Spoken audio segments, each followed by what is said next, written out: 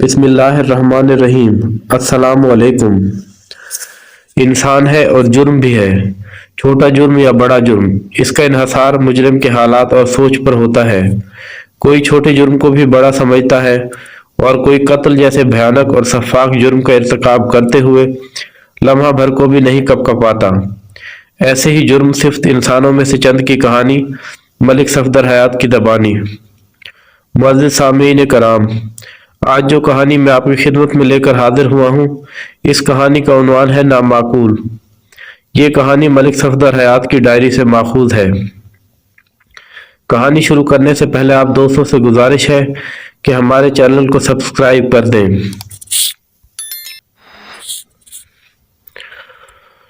वो मौसम सरमा की एक उदास और खुनक सुबह थी। फरवरी का महीना शुरू हो चुका था, लेकिन सर्दी गोया किसी जिद्दी कंबल की मानद माहौल से लिपट कर रह गई थी। धुंध का सिलसिला भी जारी था। सुबह शाम की कैफियत को देखकर यूं महसूस होता था, ये साल इसी ठंडे ठार मौसम की नजर हो जाएगा।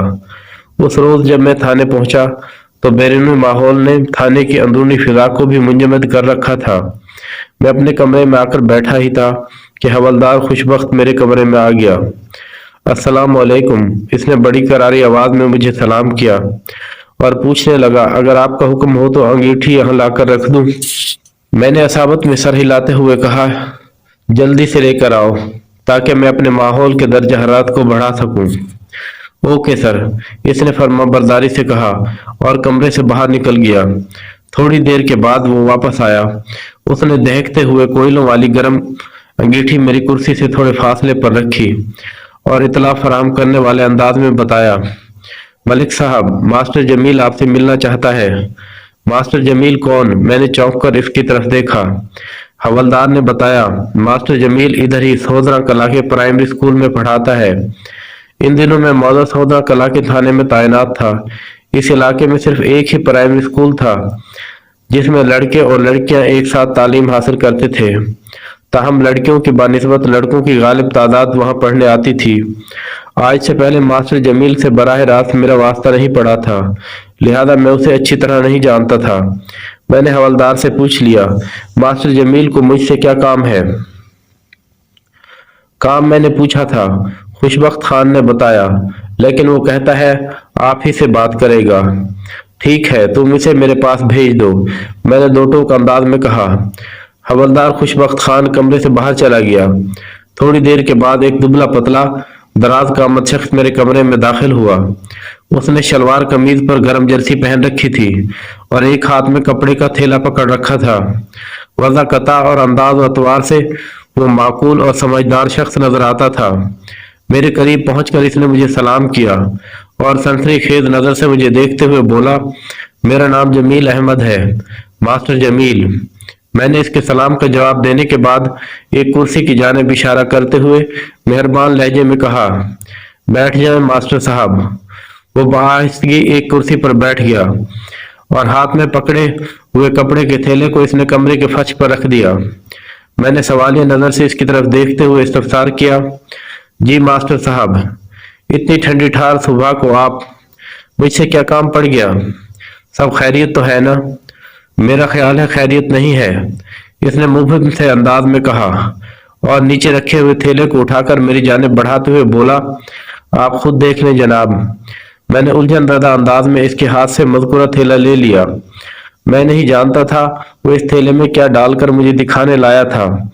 मैं चूंकि नहीं जानता था, लिहाजा तजस्सुस के हाथों मजबूर होकर मैंने वो थैला खोल लिया। इस थैले में से जो कुछ बरामद हुआ उसे देखकर मुझे हैरत का एक झटका लगा।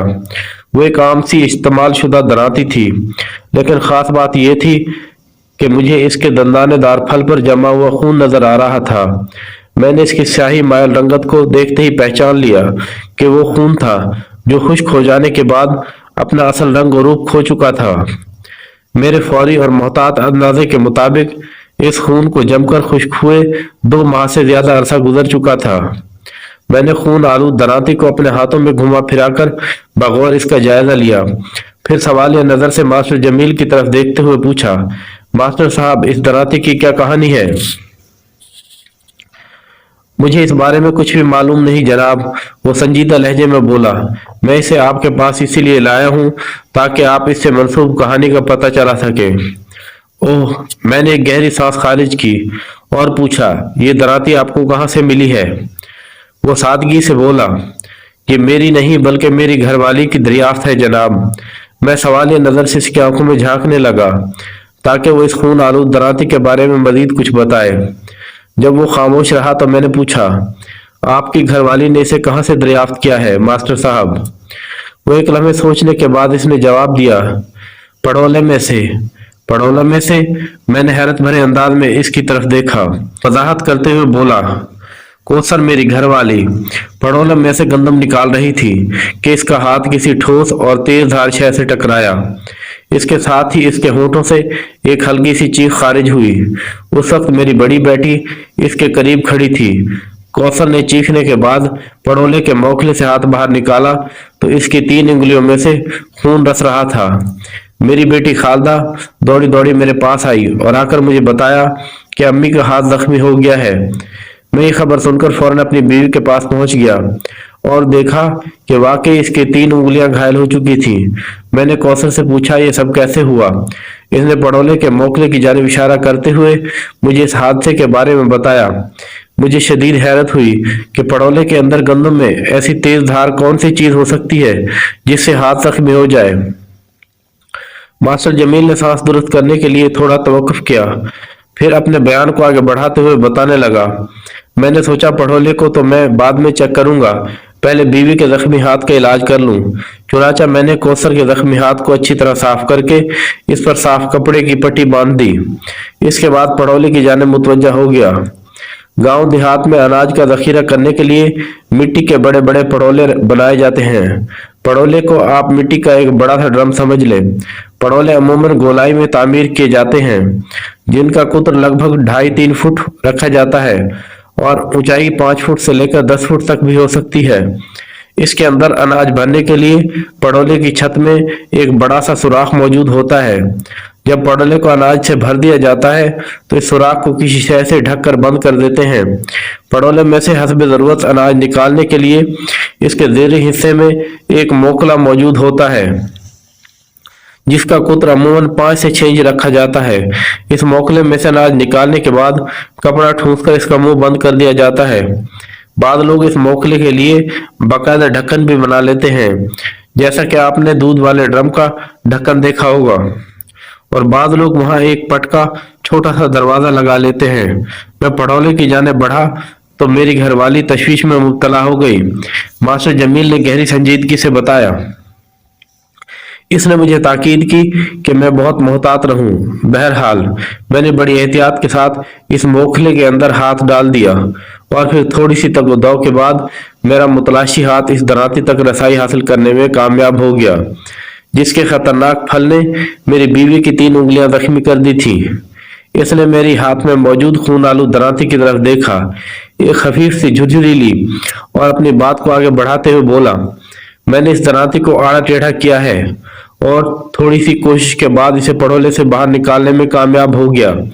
ये कामयाबी हासिल करने के लिए मुझे पड़ोले के मोकले को एक तरफ से थोड़ा तोड़ना भी पड़ा। दराती बाहर आई तो इसके फल पर जमे हुए खून ने मुझे चौंकने पर मजबूर कर दिया, और यही मजबूरी मुझे सुबह ही सुबह आपके पास ले आई है।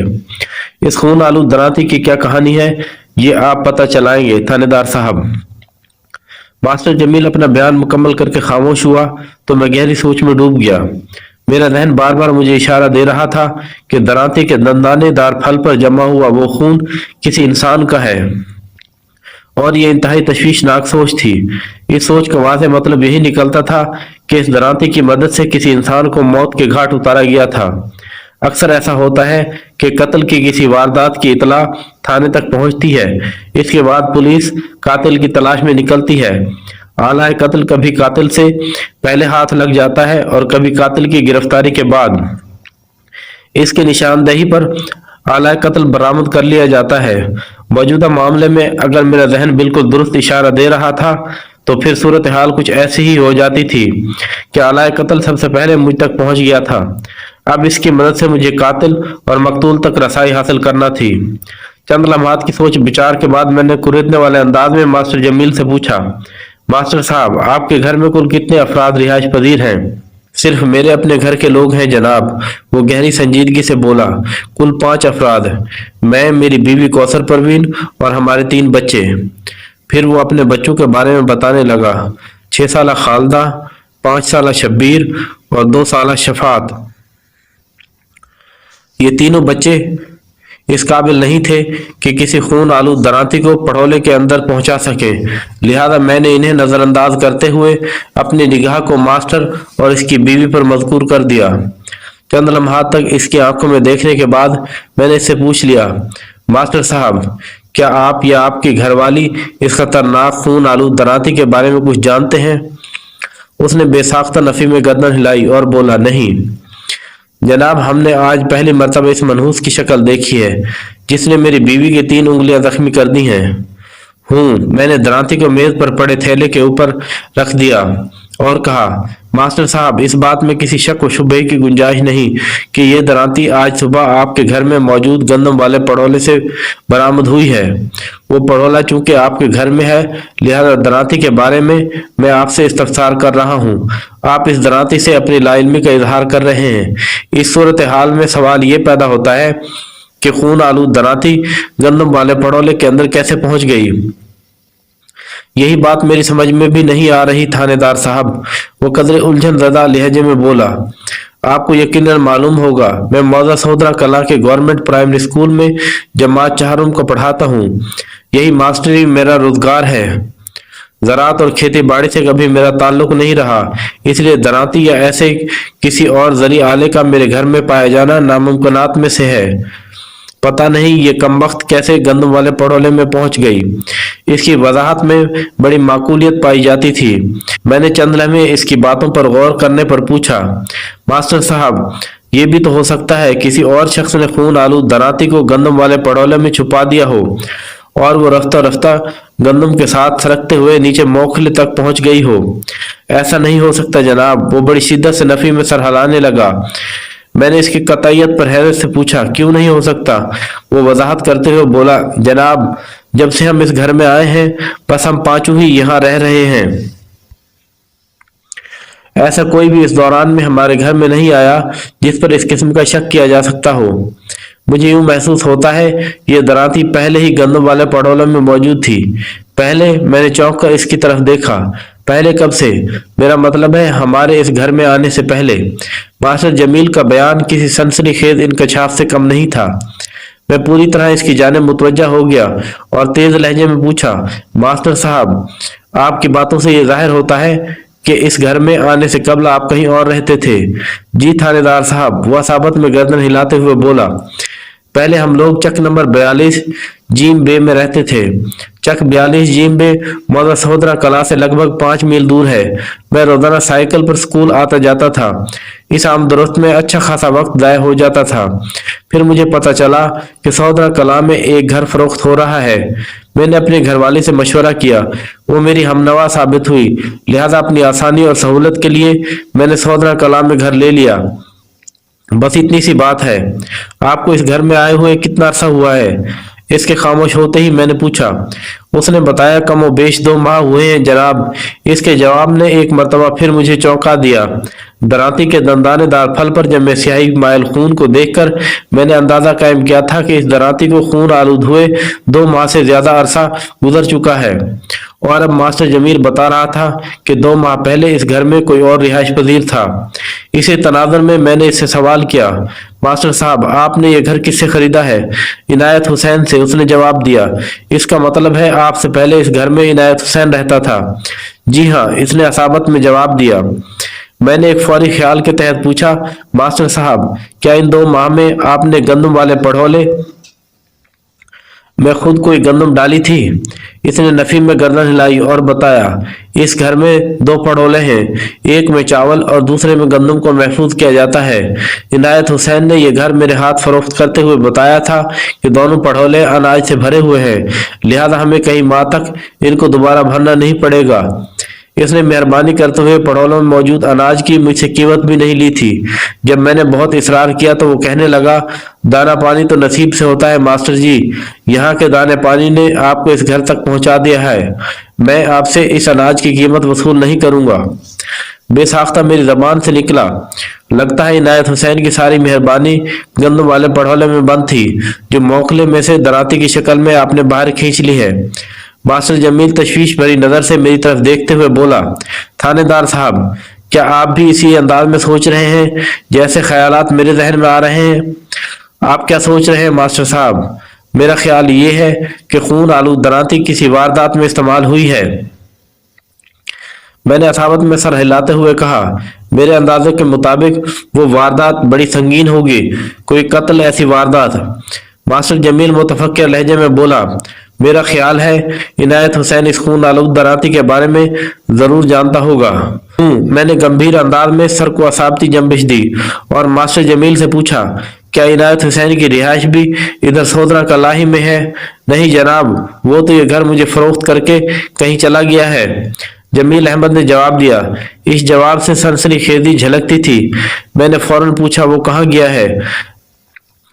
मुझे इसके बारे में कुछ पता नहीं जनाब। कमाल है, मैंने उलझन भरे अंदाज में कहा, आपने इससे इतना भी नहीं पूछा कि वो सोदरा कलां को छोड़कर कहाँ जा रहा है? मुझे क्या पता था जनाब के बाद में कोई ऐसी सूरत हाल पेश आ जाएगी। वो कदरे बेजारी से बोला, मैं असल में अपने काम से काम रखने वाला बंदा हूँ। वो घर बेचना चाह रहा था और मुझे घर की जरूरत थी। हमारे दरमियान रकम का मामला तय हुआ, मैंने अदाई कर दी और इसने अपना घर मेरे हवाले कर दिया। अल्लाह अल्लाह खैर सलाह। ठीक है, मैं बहुत जल्द पता चला लूंगा कि इनायत हुसैन मौला सोदरा कलां को खैर बात कहकर किधर गया है।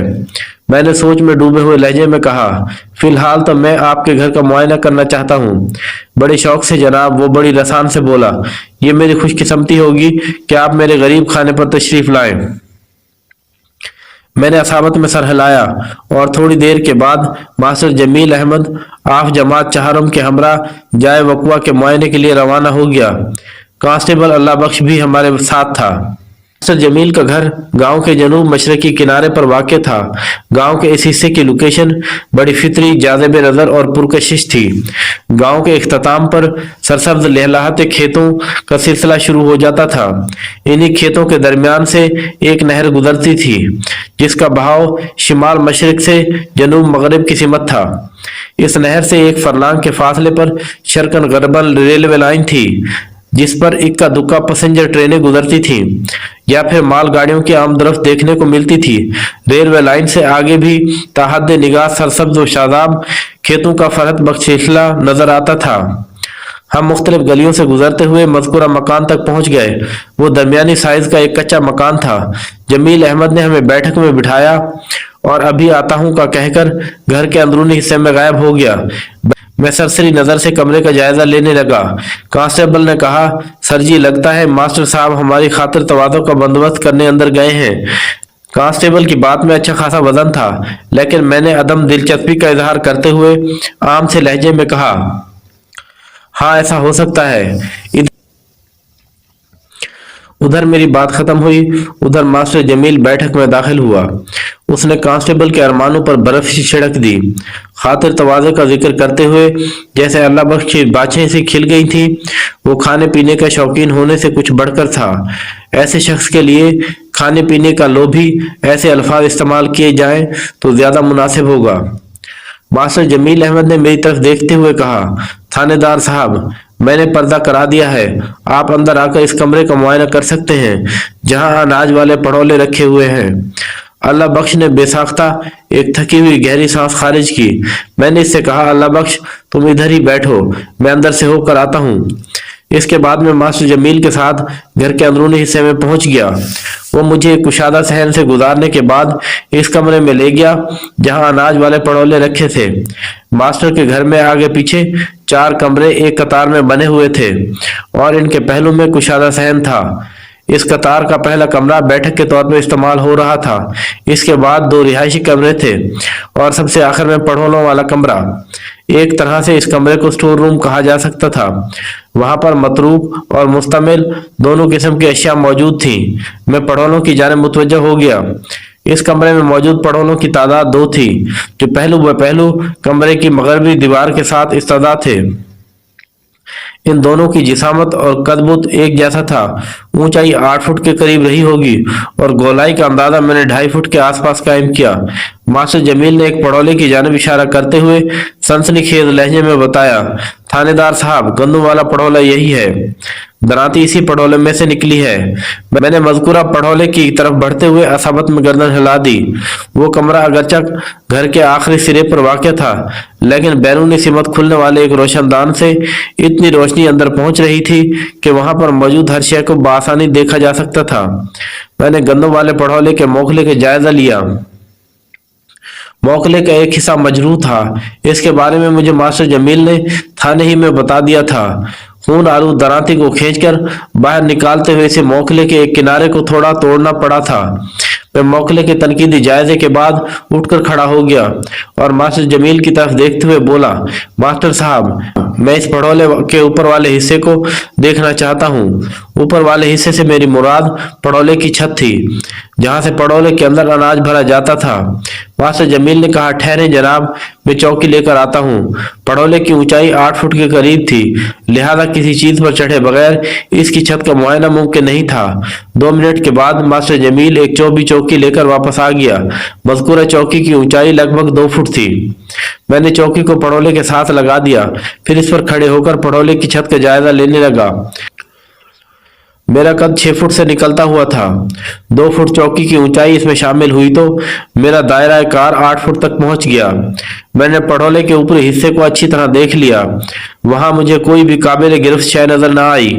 इससे अगला मरहला पड़ोले के अंदर झांकने का था, मगर इस मकसद को पूरा करने के लिए थोड़ा और बुलंद होना जरूरी था। मैंने चौकी पर खड़े खड़े मास्टर जमील से पूछा, कोई और चौकी मिल जाएगी? एक छोटी चौकी है घर में, इसने जवाब दिया, लेकिन वो 1 फुट से ज्यादा ऊंची नहीं होगी। ठीक है, तुम वो चौकी ले आओ, मैंने हतमी लहजे में कहा। इससे काम चल जाएगा।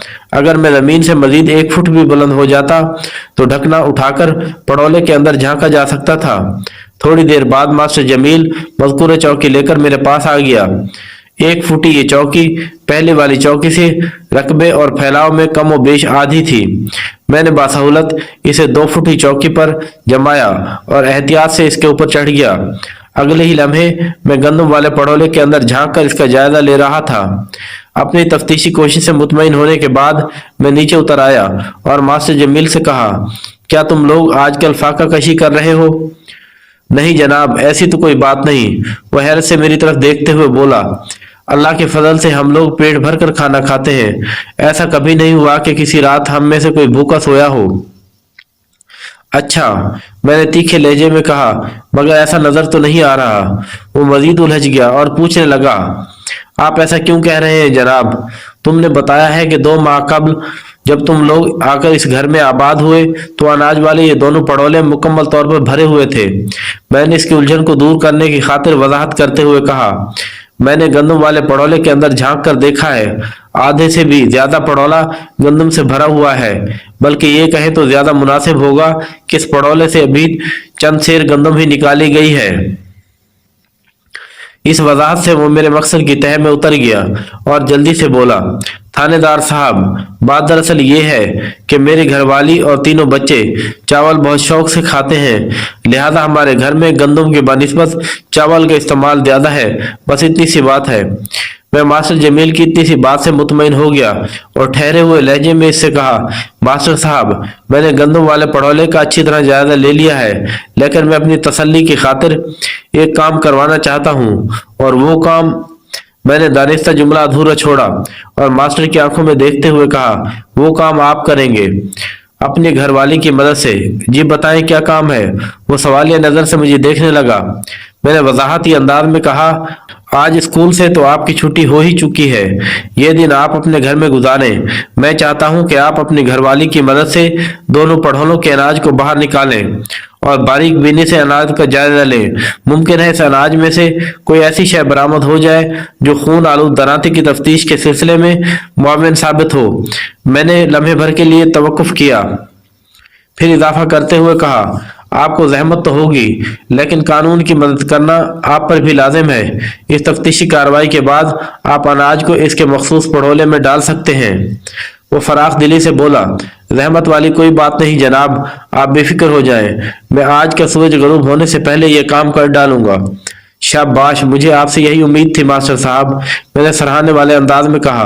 और अगर इस अनाज में से कोई काबिल जिक्र शय बरामद हो जाए तो आप उसे लेकर फौरन मेरे पास थाने आ जाएंगे। जरूर जनाब। इसने सर को असाबती जंबिश दी। मैं आपके हुक्म की तामील करूंगा और इस तामील के दौरान में आप एक एहतियात को पेश नजर रखेंगे। मेरे लहजे में इतनी संजीदगी थी कि वो सवालिया नजर से मुझे देखने लगा। मैंने इसकी संजीदगी को बरकरार रखते हुए कहा, आप बारी बारी दोनों अनाज का जायजा लेंगे, एक अनाज को पड़ोले में से निकालने के बाद इसका मुआयना करेंगे और मुतमईन होने के बाद इसे वापस पड़ोले में भर देंगे। तब जाकर आप दूसरे पड़ोले के साथ कार्रवाई शुरू करेंगे। अगर आपने मेरी हिदायत पर मनवन अमल ना किया तो बड़ी गड़बड़ हो जाएगी। वो इस्तजाबिया नजर से मेरी तरफ देखते हुए बोला, कैसी गड़बड़ जनाब? अगर दोनों अनाज एक ही वक्त में पड़ोलों से बाहर निकाले गए तो इस बात के इम्कानात बहुत कवी हैं कि वो आपस में मिल जाएंगे।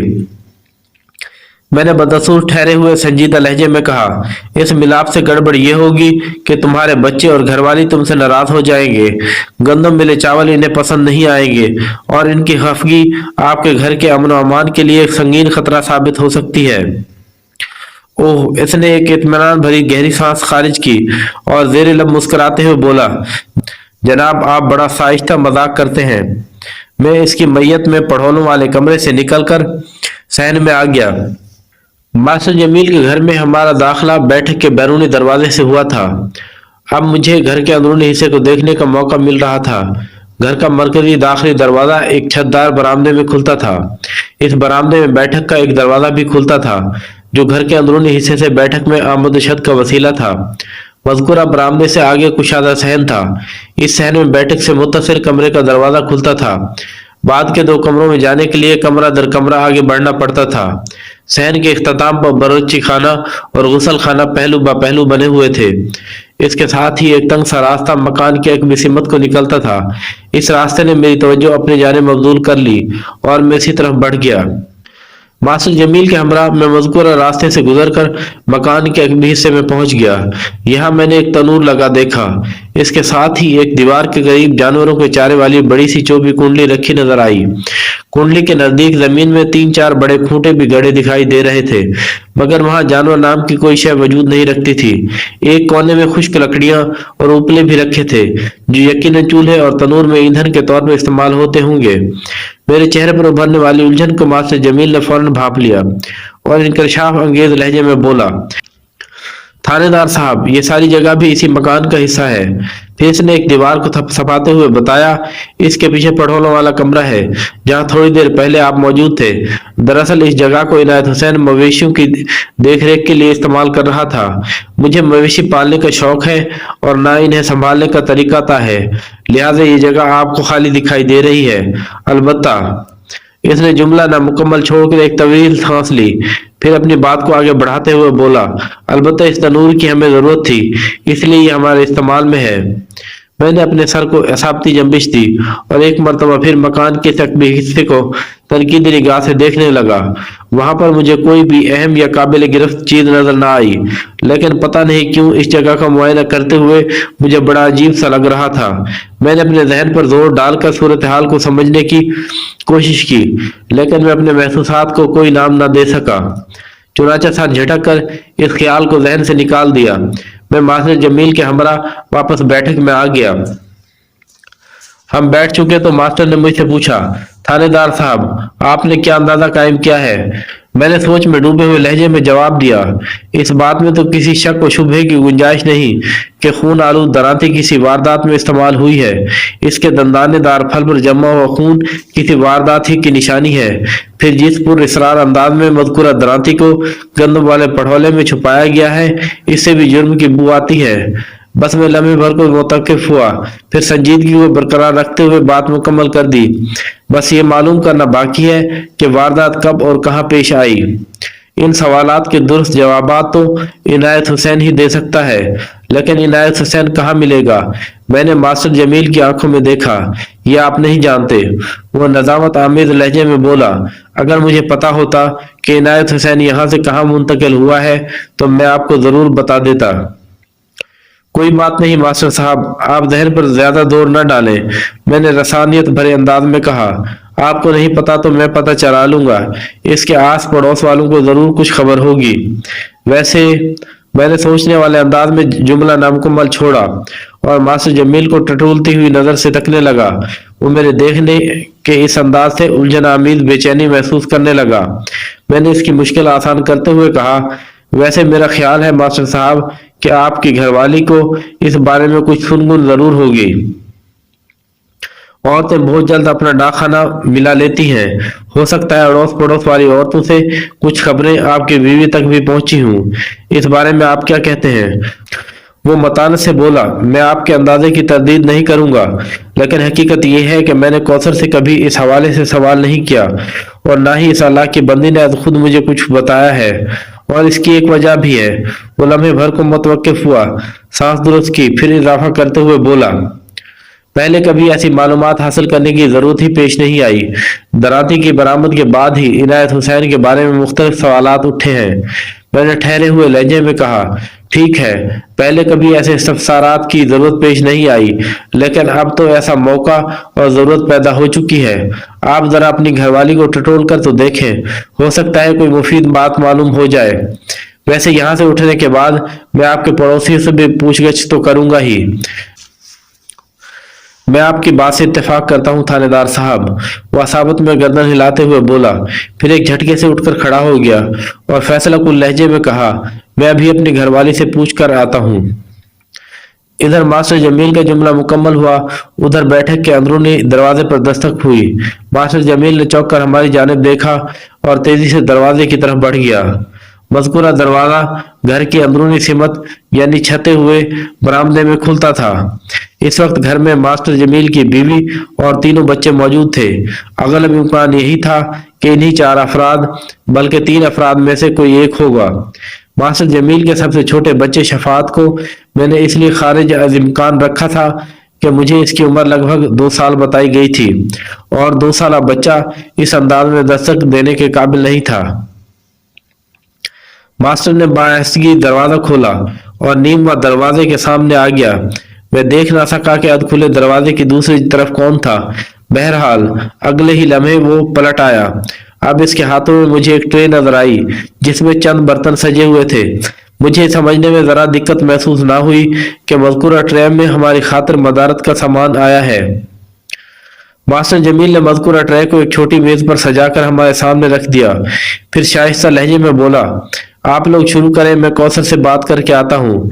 इस तकल्लुफ की क्या जरूरत थी मास्टर साहब? कांस्टेबल अल्लाह बख्श ने सरसरी अंदाज में कहा। मैं बखूबी समझ रहा था कि कांस्टेबल ने यह बात महज रस्म दुनिया निभाने के लिए खोखले अंदाज में कही थी, वरना इसके जहन में तो कुछ इस किस्म के ख्यालात थे। मास्टर साहब, ऐसे नेक कामों में ताखीर मुनासिब नहीं होती। आपने तो हद कर दी। मास्टर जमील जैसे ही बैठक से बाहर निकला, अल्लाह बख्श बेसब्री से ट्रे की जानिब हाथ बढ़ाते हुए मुझसे बोला, मलिक साहब बिस्मिल्लाह करें। मैंने तंज़ीह अंदाज में कहा, अल्लाह बख्श, क्या तुम्हारे जहन में ये खदशा है कि अगर हमने इस ट्रे में सजे हुए लवाजमात खुर्द व नोश पर हाथ साफ करने में देर कर दी तो मास्टर जमील ये ट्रे उठा ले जाएगा? वो खज्जल थी हंसते हुए बोला, ये बात नहीं है मलिक साहब। इसने इसके साथ ही तेजी से ट्रे की तरफ बढ़ते हुए अपने हाथों को रोककर घुटनों पर रख लिया। तो मैंने कदर सख्त लहजे में दरियाफ्त किया, ये बात नहीं तो फिर कौन सी बात है? वो जनाब, वो वजाहत करते हुए बोला, दरअसल मैंने बड़े बूढ़ों से सुन रखा है कि जब रिज़्क सामने खाने के लिए तैयार रखा हो तो इसको इंतजार नहीं करवाना चाहिए। कांस्टेबल की ये बात इंतहाई माकूल और बरमहल थी, लिहाजा मैंने इसके नदीदेपन को नजरअंदाज कर दिया। इसके बाद हम मज़कूरा ट्रे की जानिब मुतवज्जा हुए।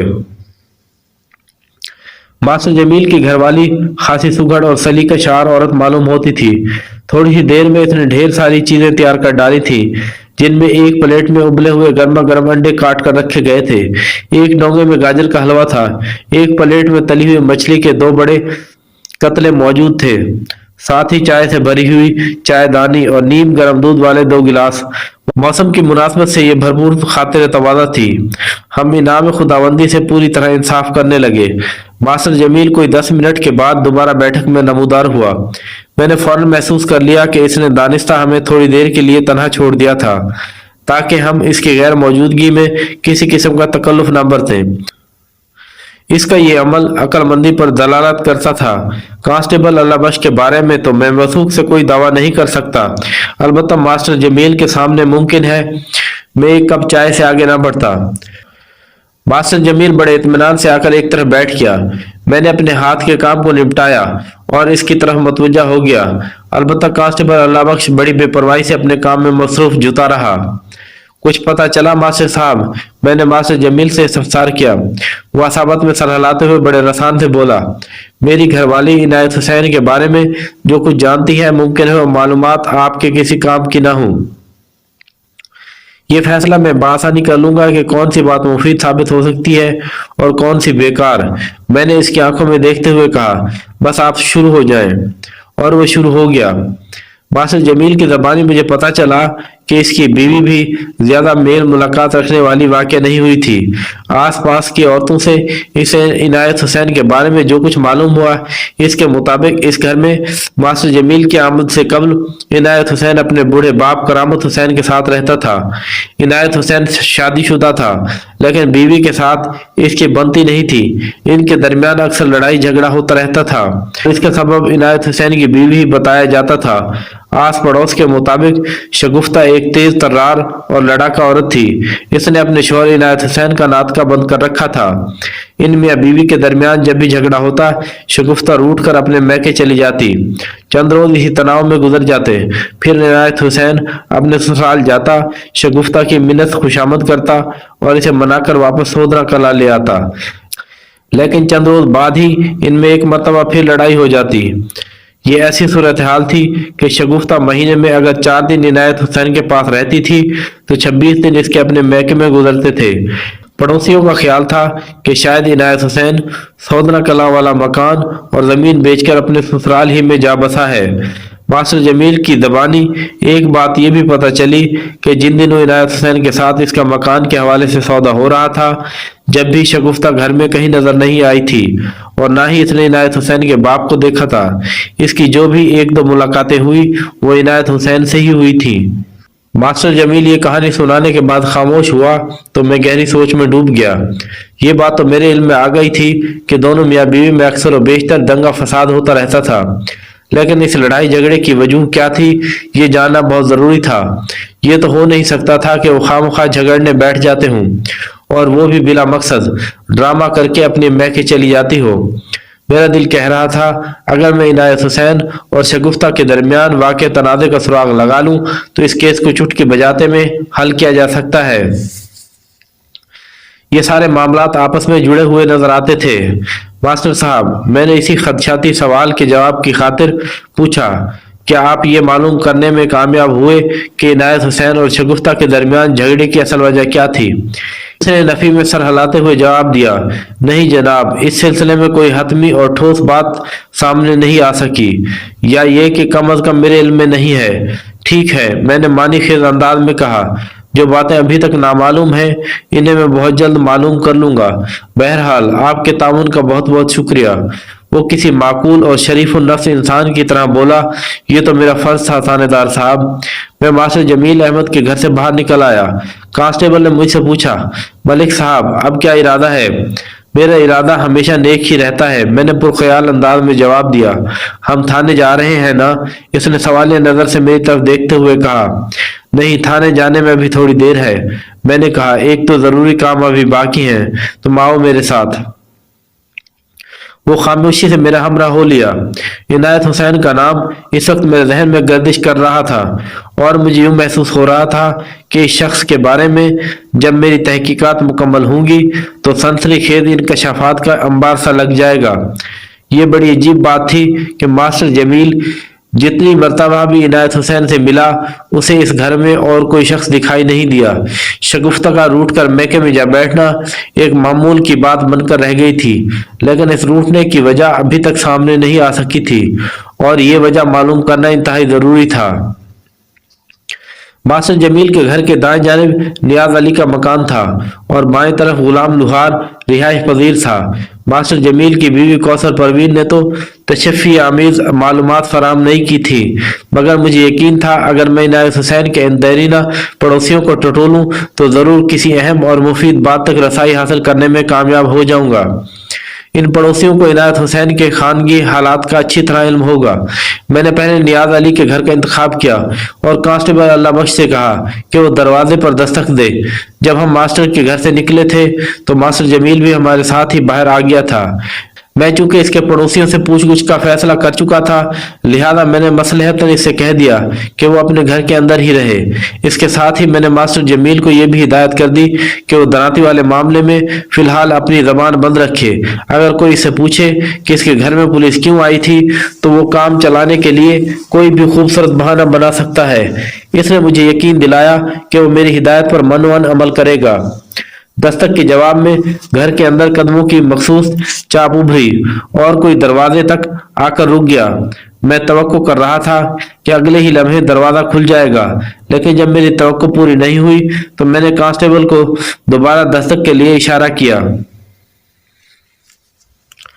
कांस्टेबल को दूसरी दस्तक देने की जरूरत पेश नहीं आई। उसने जैसे ही दरवाजे की जानिब हाथ बढ़ाया, दरवाजे के अकब से एक नस्वानी आवाज उभरी। इस आवाज में तशवीशनाक इस्तफसार पनहा था। मेरे अंदाजे के मुताबिक वो नियाज अली की बीवी हो सकती थी। कौन है? अंदर मौजूद औरत ने पूछा। मैंने कहा, मैं नियाज अली से मिलने आया हूँ, क्या वो घर में है? नहीं जी, नियाज तो इस वक्त घर में नहीं, वो कब तक वापस आएगा? ये सवाल मैंने इसलिए किया था कि अगर नियाज अली को थोड़ी देर बाद वापस आना हो तो मैं पहले गुलाम लुहार का इंटरव्यू कर लूं, बाद में नियाज अली से बात भी हो जाएगी। अंदर मौजूद औरत ने मेरे सवाल का जवाब देने के बजाय उल्टा मुझसे सवाल कर डाला। आप कौन हैं और नियाज से आपको क्या काम है? मैंने दानिस्ता गलत बयानी करते हुए कहा, मेरा नाम गुलाम फरीद है और काम मैं नियाज अली को ही बताऊंगा। बताओ वो कहाँ गया है और कब तक वापस आ जाएगा? नियाज काम पर गया हुआ है और शाम ही को वापस आएगा, इस औरत ने जवाब दिया। उधर बड़े बोहड़ के पास इसका कोल्हू है, वो सुबह से शाम तक अपने कोल्हू पर काम करता है।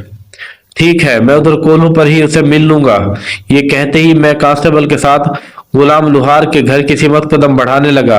गुलाम लुहार की दुकान घर के अंदर ही सामने वाले हिस्से में मौजूद थी, लिहाजा इससे फौरी मुलाकात हो गई। हम इसकी दुकान में दाखिल हुए तो वहां पर निगाह पड़ते ही अपने अड्डे से उठकर खड़ा हो गया। इस वक्त हम दोनों पुलिस की मखसूस यूनिफॉर्म में थे और इसके अटेंशन होने का सबब भी यही था। आओ जी, बिस्मिल्लाह बिस्मिल्लाह, वो दोनों हाथ बांधकर ताज़ीम अंदाज में बोला। गुलाम लुहार की उम्र 55 और 60 के दरमियान रही होगी, मगर इस उम्र में भी इसकी सेहत काबिल रश्क थी। लोहे के साथ दिन रात खेलते हुए जैसे खुद भी लोहे का ही हो गया था। उसियार रंगत का हामिल एक चाक व चौबंद शख्स था। मैं सरसरी अंदाज में इसके लोहार खाने का जायजा लेने लगा। अगर आपका किसी लोहार की दुकान में जाने का इत्तेफाक हुआ हो तो आपको अच्छी तरह मालूम होगा वहाँ क्या कुछ पाया जाता है। लोहार दरअसल लोहे का डॉक्टर होता है। वो लोहे का इलाज करता है। लोहे ही के बने हुए औजारों की मदद से वो लोहे के छोटे बड़े बेशकल टुकड़ों को अपने फ़न और हुनर की मदद से मखसूस शक्ल देकर इन्हें मुफीद और काबिल इस्तेमाल बनाता है। इस काम में भट्टी और वज़नी हथौड़ा इसके सबसे बड़े मुआविन होते हैं। वो लोहे को आग में तपाकर इसकी सख्ती को ख़त्म करता है, फिर हथौड़े की ज़रबों से कूट पीट कर इसे अपनी मर्ज़ी के सांचे में ढाल लेता है। ये काम इतना आसान नहीं जितना कि बयान में नज़र आता है। एक लुहार को अपने फ़न और हुनर के साथ साथ हथौड़े के तवस्सुत से बेपनाह जिस्मानी क़ुव्वत को भी सर्फ करना पड़ता है। जब हम गुलाम लुहार की दुकान में दाखिल हुए तो वो अपने मामूल के काम में मसरूफ़ था। दहकती हुई भट्टी के सबब कमरे में बड़ी खुशगवार सी हरारत फैली हुई थी। पहली नज़र में ही यही महसूस होता था। लो भाई, गुलाम लोहार तो बड़े मज़े में है। बाहर ठंडे ठार मौसम ने जैसे हर शय को बर्फ़ का बना दिया है और ये अपनी दुकान के अंदर बड़े सुकून से बैठा काम कर रहा है। उसे पुरसकून और मुतमईन देखकर हसद या रिश्क करने वालों को एक लम्हे के लिए यह तस्वुर भी ज़रूर करना चाहिए कि मई जून में इस बेचारे पर क्या गुजरती होगी। जनवरी फरवरी की बानिस्बत मई जून का मौसम बिल्कुल मुख्तलिफ होता है। यही माहौल जिसमें इन दिनों बर्फ़ जमी हुई थी, मई जून में आग बरसाता हुआ दिखाई देता है। लेकिन साल का कोई भी महीना हो, लोहार की दुकान का मौसम तो एक जैसा ही रहता है। मैंने दुकान के मुआयने के बाद गुलाम लोहार की तरफ देखते हुए कहा, बैठ जाओ चचा। मैं इधर से गुजर रहा था, सोचा देख लूं कि तुम्हारा कामकाज कैसा चल रहा है, तुम्हें कोई परेशानी तो नहीं। एक आसूदा हाल और परेशान हाल शख्स में सबसे नुमाया फ़र्क देखने में यह आया है कि दोनों अपनी कैफियत को मुख्तलिफ अंदाज में बयान करते हैं। मुमकिन है मेरा मुशाहिदा और तजर्बा हर जगह मुतलक ना हो, लेकिन मैंने जो महसूस किया वही बता रहा हूँ। मेरे ख्याल में किसी खुशबाज शख्स की बानिस्बत मुसीबत ज़दा शख्स ज़्यादा मुत्तकी और शुक्रगुजार होता है। इससे जब भी इसका अहवाल दरियाफ्त किया जाए तो वह यही जवाब देता है, अल्लाह का लाख लाख शुक्र है। गुलाम लोहार ने मेरे इस्तफसार के जवाब में कहा, मौला का एहसान है जी, मुझे कोई फ़िक्र परेशानी नहीं। वो जिस हाल में भी रखे मैं खुश हूँ। वो लम्हे भर को मुतवक्किफ़ हुआ, फिर जल्दी से इजाफा करते हुए बोला, आप ठहरें जनाब, मैं आपके लिए अंदर से कुर्सियाँ लेकर आता हूँ। कुर्सियों की कोई ज़रूरत नहीं चाचा, हम इधर चौकियों पर ही बैठ जाएंगे। मैंने इसकी दुकान में रखी चौकियों की जानिब इशारा करते हुए कहा। चौकी को आप पटरा या नीचा स्टूल समझ लें। जो दुकानें फर्शी नशस्त पर मबनी होती हैं, वहाँ ग्राहकों के बैठने के लिए ऐसी चौकियाँ मौजूद होती हैं। इस ज़माने में गांव देहात की दुकानदारी अमूमन फर्शी नशस्त की मरहून मिन्नत थी। आजकल काफ़ी तब्दीली देखने में आ रही है। वक्त के साथ साथ हर शय बदल जाती है। बस गाँव और शहर की ज़िंदगी में रफ्तार का फ़र्क है। शहर में एक साल के अंदर जो तब्दीली रूनमा हो जाती है, गाँव में बाज़ औक़ात इस तब्दीली को आते हुए 50 साल भी लग जाते हैं। गुलाम लोहार ने दीवार पर टंगा हुआ एक कपड़ा उतारा और जल्दी से हमारे लिए 2 चौकियों को साफ कर दिया। फिर आजदाना अंदाज में बोला, माई बाप आप तशरीफ़ रखें, मैं आपके लिए चाय पानी हम सब कुछ खा पी कर आए हैं। मैंने जल्दी से कहा, इस तकल्लुफ़ की कतन कोई ज़रूरत नहीं, तुम अपनी सीट पर बैठ जाओ, मैं तुमसे चंद सवालात पूछ कर चला जाऊँगा। इसने मेरे हुक्म की तामील की और उलझन ज़दा सवालिया नज़र से मुझे देखते हुए बोला, थानेदार साहब खैरियत तो है ना? शायद मैं आपसे ये जिक्र करना भूल गया कि गुलाम लोहार की दुकान में कदम रखते ही मैंने मलिक सफदर हयात बतौर थानेदार अपना तारुफ करा दिया था। जब ही वो मुझे थानेदार साहब कहकर मुखातिब कर रहा था, मैंने इसके सवाल के जवाब में बड़े आसान से कहा, इस बात का फैसला होना अभी बाकी है कि खैरियत है या नहीं। बहरहाल चाचा गुलाम बताओ, तुम्हारा ये नया पड़ोसी कैसा बंदा है? मैंने दानिस्ता बात को घुमाकर गुफ्तगू का आगाज़ किया तो इसने चौंक कर मेरी तरफ देखा और बोला, आप मास्टर साहब के बारे में पूछ रहे हैं ना? क्या कोई और भी तुम्हारा नया पड़ोसी आबाद हुआ है? नहीं जनाब, इसने नफीम में गर्दन हिलाई। 2-2.5 माह पहले मास्टर साहब ही इस घर में आबाद हुए हैं। वो मास्टर जमील वाले मकान की सिमत इशारा करते हुए बोला, मैं भी तुमसे इसी के बारे में पूछ रहा हूँ। मास्टर साहब तो बड़े भले मानस हैं, इसने बताया और एक मर्तबा फिर मानीखेज नज़र से मुझे देखने लगा। मैंने एक लम्हे सोचने की अदाकारी की, फिर गुलाम लोहार की आंखों में देखते हुए सवाल किया, मास्टर जमील से पहले इस घर में कौन रहता था? इनायत हुसैन और उसका बूढ़ा बाप करामत हुसैन। गुलाम लोहार ने जवाब दिया, इनायत ये मकान मास्टर साहब को बेचकर खुद इस गांव से चला गया है। कहाँ चला गया है? मैंने ठहरे हुए लहजे में इस्तफसार किया। मेरा ख्याल है जहाँ इसकी बीवी ने चाहा होगा वो वहीं गया होगा। बात करते करते गुलाम लोहार के चेहरे पर नागवारी के तासुरात उभर आए। बड़ी ही कपटी कमीनी औरत थी जनाब इनायत हुसैन की घरवाली। मुझे ये समझने में कतन कोई दुश्वारी महसूस ना हुई कि वो इनायत हुसैन की झगड़ालो बीवी शगुफ्ता के औसाफ बयान कर रहा था। वो शगुफ्ता की जानिब से खासा बरगज़िश्ता और खफा नज़र आता था। इसका मतलब ये था कि अगर मैं इसे ढंग से कुरेदता तो इसकी ज़बान से बड़ी कारामद मालूमात उगलवाई जा सकती थीं। लेकिन कोई और सवाल करने से पहले ये जानना ज़रूरी था कि इनायत हुसैन मौदा सोदरा कलां को छोड़कर कहाँ चला गया था। चाचा, मैंने गुलाम लोहार को मुखातिब करते हुए गहरी संजीदगी से पूछा, तुम्हें यकीनन ये भी मालूम होगा कि इनायत हुसैन की घरवाली उसे कहाँ ले जाने की ख्वाहिशमंद थी? अपने मैके के करीब। और कहाँ? वो बुरा सा मुंह बनाते हुए बोला, उधर टोबा टहली वाला में शगफ्ता के माँ पियो रहते हैं। मैंने एक गहरी सांस खारिज की। तो इसका मतलब है इनायत हुसैन ये मकान फरोख्त करके टोबा टहली वाला गया होगा। غلام لوہار جلدی سے تصحیح کرنے والے انداز میں بولا، جناب میں نے اپنے اندازے کی بات کی ہے، ورنہ مجھے نہیں پتا وہ لوگ کہاں گئے ہیں۔ وہ تو جاتے وقت مل کر ہی نہیں گئے، حالانکہ کرامت تو اکثر ادھر میری دکان پر بیٹھا گپ شپ کرتا رہتا تھا۔ یہ بڑا ہی مظلوم بڈھا ہے تھانے دار صاحب، اس کی بات نے مجھے چونکنے پر مجبور کر دیا۔ میں نے قدرے سخت لہجے میں استفسار کیا، چاچا تمہارا مطلب کیا ہے؟ وہ وضاحت کرتے ہوئے بولا، تھانے دار صاحب، عنایت حسین کی بیوہ شگفتہ اپنے سسر کو پسند نہیں کرتی تھی۔ کرامت حسین میرے پاس بیٹھا اپنے دکھڑے روتا رہتا تھا۔ بزرگوں کا گھر میں ایک احترام ہوتا ہے۔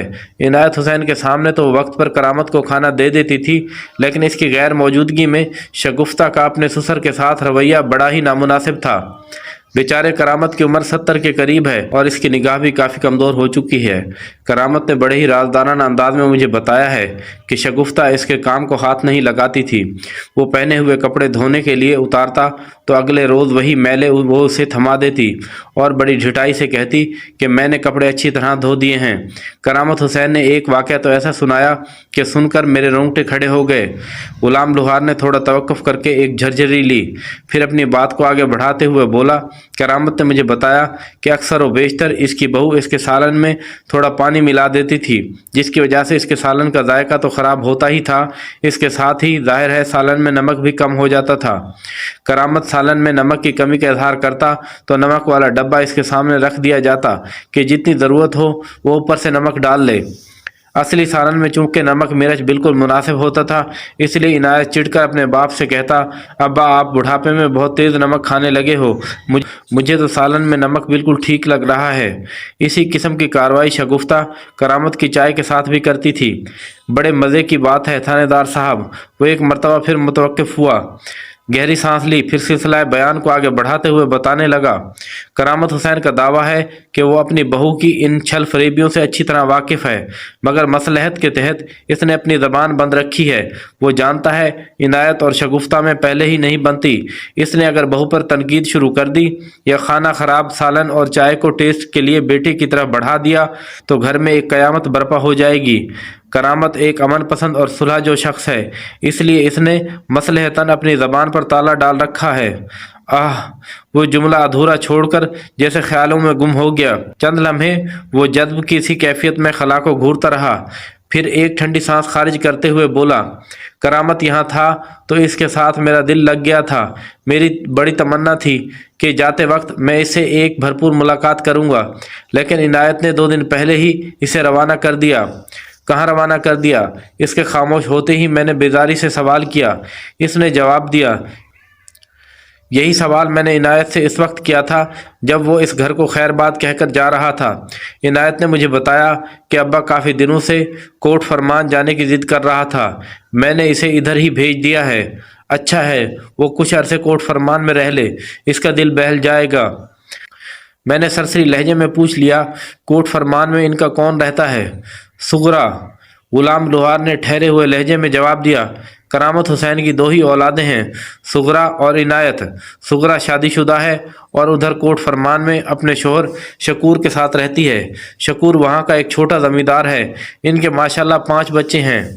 جبکہ اس نے جملہ ادھورا چھوڑ کر ایک گہری سانس لی، پھر اپنی بات کو مکمل کرتے ہوئے بولا، جبکہ عنایت اولاد ایسی نعمت سے محروم ہے۔ سغرا عنایت سے 5 سال چھوٹی ہے اور باپ کو بڑا یاد کرتی رہتی ہے۔ سغرا کا گھر والا بھی کرامت کی بڑی آؤ بھگت کرتا ہے۔ کرامت اپنے گفتگو کے درمیان اکثر سغرا کے بچوں کا تذکرہ کرتا رہتا ہے۔ میں نے محسوس کیا ہے وہ اپنا نواسہ نواسیوں کو بہت چاہتا ہے۔ اچھا ہے وہ کوٹ فرمان چلا گیا ہے، وہاں اس کی خوب گزرے گی۔ غلام لوہار کی زبانی شگفتہ، عنایت، کرامت، سغرا، شکور اور کوٹ فرمان کے بارے میں مجھے جو معلومات حاصل ہوئیں، ان میں سر دست میرے کام کی کوئی بات نہیں تھی۔ اس گھر میں بھی بوڑھے ساس سسر ہوں، وہاں عموماً اسی قسم کی صورتحال دیکھنے کو ملتی ہے۔ عام طور پر یہی سننے میں آتا ہے کہ بہو کی ساس کی بنسبت اپنے سسر سے بن جاتی ہے، لیکن یہ کوئی فارمولہ نہیں، ایک عمومی مشاہدہ ہے۔ اس چپ کلش، ناچاکی اور اختلاف میں دونوں پارٹیوں کا تھوڑا بہت قصور ضرور ہوتا ہے، کسی کا کم اور کسی کا زیادہ۔ جب انسان 60 کا ہنسا عبور کر کے بڑھاپے کی دہلیز پر قدم رکھ دیتا ہے تو اس کی عادت میں نمایاں تبدیلی آ جاتی ہے۔ وہ خاصا چڑچڑا اور तनकीदी हो जाता है, बात बात पर रोक टोक इसका वतीरा बन जाता है। अपनी दानिश में वो अक्लमंदी की बातें कर रहा होता है, लेकिन नौजवानों और जवानों को ये दानिशमंदाना बातें पसंद नहीं आती, लिहाजा वो बगावत पर उतर आते हैं। बेटे बेटियां, नवासे नवासियां और पोते पोतियां फिर भी कुछ ख्याल कर लेते हैं, लेकिन बहू और दामाद से इस किस्म की कोई तवक्को रखना हिमाकत के ज़मरे में आता है।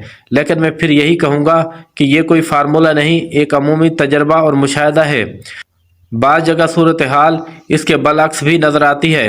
बहरहाल ग़ुलाम लुहार से जो मुफीद बात पता चली वो ये थी कि इनायत हुसैन मौदा सहोदरा कला से निकलकर टोबा टहली वाला गया होगा या गया था। टोबा टहली वाला मौदा सहोदरा कला से 8 मील दूर जनूब में वाक़ था, जबकि कोट फरमान जाने के लिए सहोदरा कला से 6 मील शिमाल में सफ़र करना पड़ता था। इसका मतलब था इनायत ने सरेदस्त अपने बाप को खुद से 14 मील दूर कर दिया था। इससे ज़ाहिर होता था वो करामत हुसैन से बहुत बेजार है। ये बात अलग कि इसकी इस बेजारी के पीछे शगुफ्ता का दबाव हो। ग़ुलाम लुहार काफ़ी देर से मेरे साथ मसरूफ़ गुफ्तगू था। हमारी आमद से कबल वो अपने काम में जुटा हुआ था, लेकिन हमारे दुकान में दाखिल होते ही इसने काम से हाथ उठा लिया था। जब दहकती हुई भट्टी पर से इसकी तवज्जो हटी तो इसने दहकना मौकूफ़ कर दिया। उसे धौंकने के ज़रिए वो हौसला और तशफ़ी नहीं मिल रही थी जो इसके दहकने के लिए ज़रूरी थी, लिहाजा इसकी कारकर्दगी मुतासिर होने लगी। थोड़ी देर पहले ग़ुलाम लुहार की दुकान में जो खुशगवार और फरहत बख्श हरारत भरी हुई थी वो रफ्ता रफ्ता ज़ायल होने लगी थी। आमद और जामद में तनासब बरकरार ना रहे तो एक रोज़ कारून का ख़जाना भी ख़त्म हो जाता है। मैंने ग़ुलाम लुहार की दुकान से उठने का फ़ैसला कर लिया और जाते जाते इससे पूछा, मुझे पता चला है इस मकान के अलावा इनायत हुसैन की कुछ ज़मीन और माल मवेशी भी थे। मकान तो इसने मास्टर जमील के हाथ फ़रोख्त कर दिया, ज़मीन और मवेशियों का क्या हुआ? इनायत के पास सिर्फ 5 एकड़ अराज़ी थी, वो इसी ज़मीन पर खेती बाड़ी करता था। ग़ुलाम लुहार ने मुझे बताया। इनायत ने तो इस सिलसिले में मुझसे कोई जिक्र नहीं किया, अलबत्ता बाद में मुझे पता चला है कि ज़मीन इसने यहाँ के एक ज़मींदार मलिक समद को बेच दी है और ढोर डंगर वो अपने साथ ले गया है। फिर इसने वजाहत करते हुए बताया कि इनायत हुसैन के पास एक भूरी भैंस और एक सेहतमंद गधा और 2 बकरियां थी। मैं उठकर खड़ा हो गया। मैं कांस्टेबल ने भी चौकी छोड़ दी। ग़ुलाम लुहार भी ताज़ीमन खड़ा हो गया था। मैंने इसकी तरफ देखते हुए अलविदाई अंदाज में कहा, ठीक है चाचा, अब हम चलते हैं। वो चंद लम्हात तक मुतज़ब्ज़ब नज़र से मुझे देखता रहा, फिर हिचकिचाहट भरे अंदाज में पूछ बैठा, थानेदार साहब, एक बात मेरी समझ में नहीं आई, आप इनायत के बारे में किस सिलसिले में पुछ परतीत कर रहे हैं? ग़ुलाम लुहार ने निहायत ही सीधा और बरमहल सवाल किया था। मैं चाहता तो इसका जवाब दे सकता था, लेकिन फ़िलहाल मैं खून आलूद दरांती वाले मामले को खुफिया रखना चाहता था। लिहाजा एक खूबसूरत बहाना बनाते हुए इससे कहा, चाचा, मैं इस इलाके का थानेदार हूँ। ऊपर से बड़े अफसरों ने सख्ती से आर्डर किए हैं कि मैं अपने थाने की हदूद में आने वाले गांव देहात का ख़ास ख्याल रखूँ। मेरे इलाके में बसने वालों को कोई तकलीफ़ परेशानी नहीं होनी चाहिए। वो तारीफ़ी अंदाज में यकटक मुझे देखता चला गया। मैंने लम्हाती तवक्कुफ़ के बाद इजाफ़ा करते हुए कहा, इसके साथ ही अफसरान बाला ने यह अहकाम भी सादर किए हैं कि अगर मेरे थाने की हदूद में कोई शख्स नकल मकानी करता है तो मैं इसकी तफसीली रिपोर्ट तैयार करके ऊपर वालों को भेज दूँ। मौदा सहोदरा कलां और टोबा टहली वाला मेरे थाने की हदूद में आते हैं। मैंने यहाँ तो इनायत हुसैन के बारे में पूछ कर ली है, अब उधर टोबा टहली वाला जाकर तहकीकात करना बाकी हैं। इतना कहकर मैं रुका, फिर अचानक इससे पूछ लिया, चाचा, तुम्हारा कोई मसला, कोई परेशानी तो नहीं है? इसके चेहरे पर तशक्कुराना तासरात उभर आए। फिर जज्बात से लबरेज आवाज़ में इसने कहा, अल्लाह आपका भला करे थानेदार साहब, हम लोगों की खुशकिस्मती है कि इस इलाके में कोई आप जैसा मुखलिस, हमदर्द, नेक सीरत और खुदा तरस थानेदार तैनात हुआ है। सच्ची बात तो ये है कि मुझे यहाँ कोई दुख, तकलीफ़ या परेशानी नहीं। अगर ऐसा वक्त आया तो मैं पहली फुर्सत में आपके पास पहुँच जाऊँगा। ज़रूर ज़रूर, मैंने तसल्ली आमेज़ लहजे में कहा। हम ग़ुलाम लुहार की दुकान से बाहर निकल आए। कांस्टेबल अल्लाह बख्श ने मेरे साथ चलते हुए कहा, मलिक साहब, ये लुहार चाचा तो बड़ा ही बेवकूफ़ और सीधा साधा है। हाँ, मैंने असाबत में गर्दन हिलाते हुए कहा, सीधा साधा तो वो मुझे भी लगा है, लेकिन तुम उसे बेवकूफ़ किस हवाले से कह रहे हो? इसे ज़रा दुनियादारी नहीं आती। वो खफगी आमीज़ अंदाज में बोला।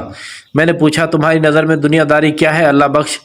देखे ना मलिक साहब, वो वजाहत करते हुए बोला, آپ نے اسے کتنی بڑی پیشکش کی تھی کہ اسے کوئی تکلیف یا پریشانی تو نہیں؟ اس نے بڑی بیوقوفی سے جواب دیا، اسے کوئی دکھ تکلیف نہیں۔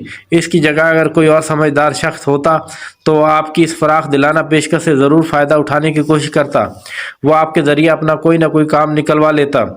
میں نے پورے تحمل سے اس کی بات سنی اور ٹھہرے ہوئے لہجے میں کہا، اللہ بخش، اگر غلام لوہار تمہارے معیار کی سوجھ بوجھ اور دنیا داری کا مظاہرہ کرتا تو میری نظر میں بیوقوف قرار پاتا۔ یہ کیا بات ہوئی ملک صاحب؟ اس نے تعجب خیز نظر سے مجھے دیکھا۔ میں نے کہا، اللہ بخش، یہ سارا سمجھ کا ہیر پھیر ہے۔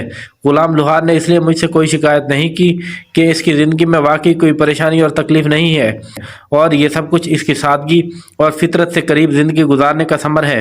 مجھے یقین ہے کہ اس کی زندگی میں کبھی کوئی دکھ تکلیف نہیں آئے گی۔ اس کے برعکس اگر وہ ریاکاری اور غلط بیانی سے کام لیتا تو یہ حقیقت ہے وہ وقتی طور پر مجھ سے کوئی فائدہ اٹھا سکتا تھا، لیکن دروغ گوئی کو بنیاد بنا کر حاصل کیا گیا یہی فائدہ آگے چل کر اس کی زندگی اچیرن کر دیتا۔ یاد رکھو، جو لوگ حقیقت کو چھپا کر منافقت کی زبان سے خود کو مجبور، بے کس اور مصیبت زدہ ثابت کرنے کی کوشش میں لگے رہتے ہیں، وہ ناعاقبت اندیش لوگ کفران نعمت کے علاوہ اپنی جانوں پر سخت ظلم کرتے ہیں۔ قدرت ایسے لوگوں کو کبھی معاف نہیں کرتی اور ان کی زندگی واقعی نمونہ جہنم بن جاتی ہے۔ میں جذبات میں کچھ زیادہ ہی بول گیا تھا۔ اللہ بخش چند لمحات تک پھٹی پھٹی آنکھوں سے مجھے دیکھتا رہا، پھر تحیر آمیز انداز میں مستفسر ہوا، ملک صاحب، آپ تھانے دار ہیں یا کوئی دینی مبلغ؟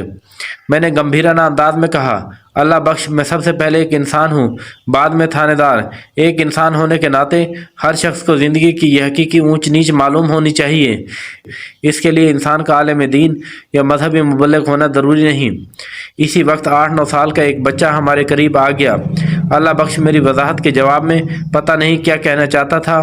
بچے کی آمد پر اس کے منہ کی بات منہ میں ہی رہ گئی۔ میں مذکورہ بچے کی جانب متوجہ ہوا تو اس نے بڑی معصومیت سے کہا، پولیس صاحب، آپ کو ماسی فردوس نے بلایا ہے۔ کون ماسی فردوس؟ میں نے الجھن زدہ لہجے میں اس سے پوچھا۔ وہ اپنے عقب میں ایک گھر کے دروازے کی جانب اشارہ کرتے ہوئے بولا، ماسی فردوس اس گھر میں رہتی ہے۔ میں نے اس مکان کی طرف دیکھا جدھر اس بچے نے اشارہ کیا تھا، اور یہ دیکھ کر میری حیرت کی انتہا نہ رہی کہ مذکورہ گھر نیاز علی کا تھا۔ پھر بھی تصدیق کی خاطر میں نے اس بچے سے پوچھ لیا، تم نیاز علی کے گھر کی بات کر رہے ہو نا؟ جی جی وہی۔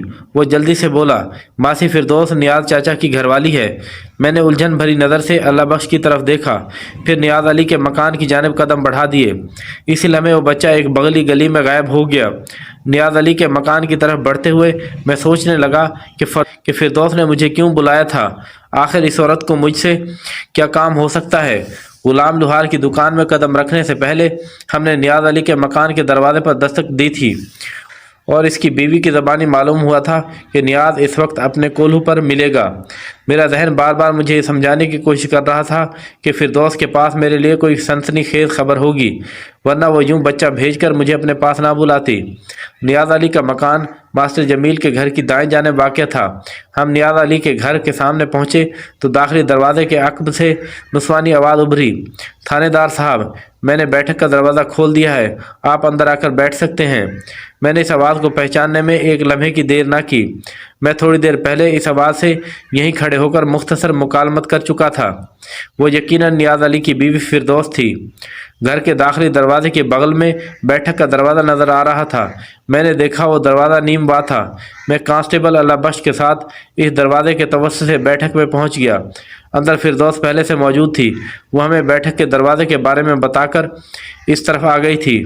فردوس کی عمر لگ بھگ 30 سال رہی ہوگی۔ وہ قابل رشک صحت کی مالک ایک حسین و جمیل عورت تھی۔ اسے ایک نظر دیکھ کر اس کی شخصیت کے حوالے سے ذہن میں کسی ہوئی چارپائی کا تصور ابھرتا تھا۔ وہ ایک نڈر اور ٹھسے دار عورت تھی۔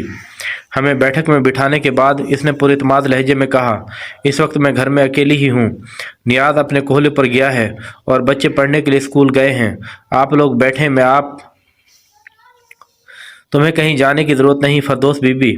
میں نے اس کی بات کی تہ میں اترتے ہوئے فوراً قطع کلامی کی، ہم کسی شے کی طلب محسوس نہیں کر رہے، تم ادھر ہی بیٹھ جاؤ اور بتاؤ مجھے کیوں بلایا ہے۔ एक लम्हे के तामुल के बाद वो भी बैठक में बैठ गई। मैं मुसलसल सवालिया नज़र से उसे देख रहा था। उसने थोड़ा तवक्कुफ किया, फिर कदरे इंकशाफ अंगेज़ लहजे में बोली, थानेदार साहब, आपने घंटा भर पहले गुलाम फरीद के नाम से अपना तारुफ कराया था और बताया था कि आप मेरे घर वाले से मिलने आए हैं। मैंने आपसे कहा कि नियाज इस वक्त कोल्हू पर होगा, तो आपने कहा आप उधर कोल्हू पर जाकर ही उससे मिल लेंगे। फिर आप गुलाम लुहार की दुकान में दाखिल हो गए। वो लम्हे भर को मुतवक्किफ हुई तो मैंने एक गहरी सांस खारिज की। यकीनन इस तेज़ तरार औरत ने छुपकर दरवाजे के अक़ब से हमें देखा था। वो मेरे इस ख्याल की तस्दीक करते हुए ठहरे हुए लहजे में बोली, मैंने दरवाजे की ओट में रहते हुए पीछे से आपको देखा था। पुलिस की वर्दी में आप दोनों को देखकर मुझे हैरत हुई।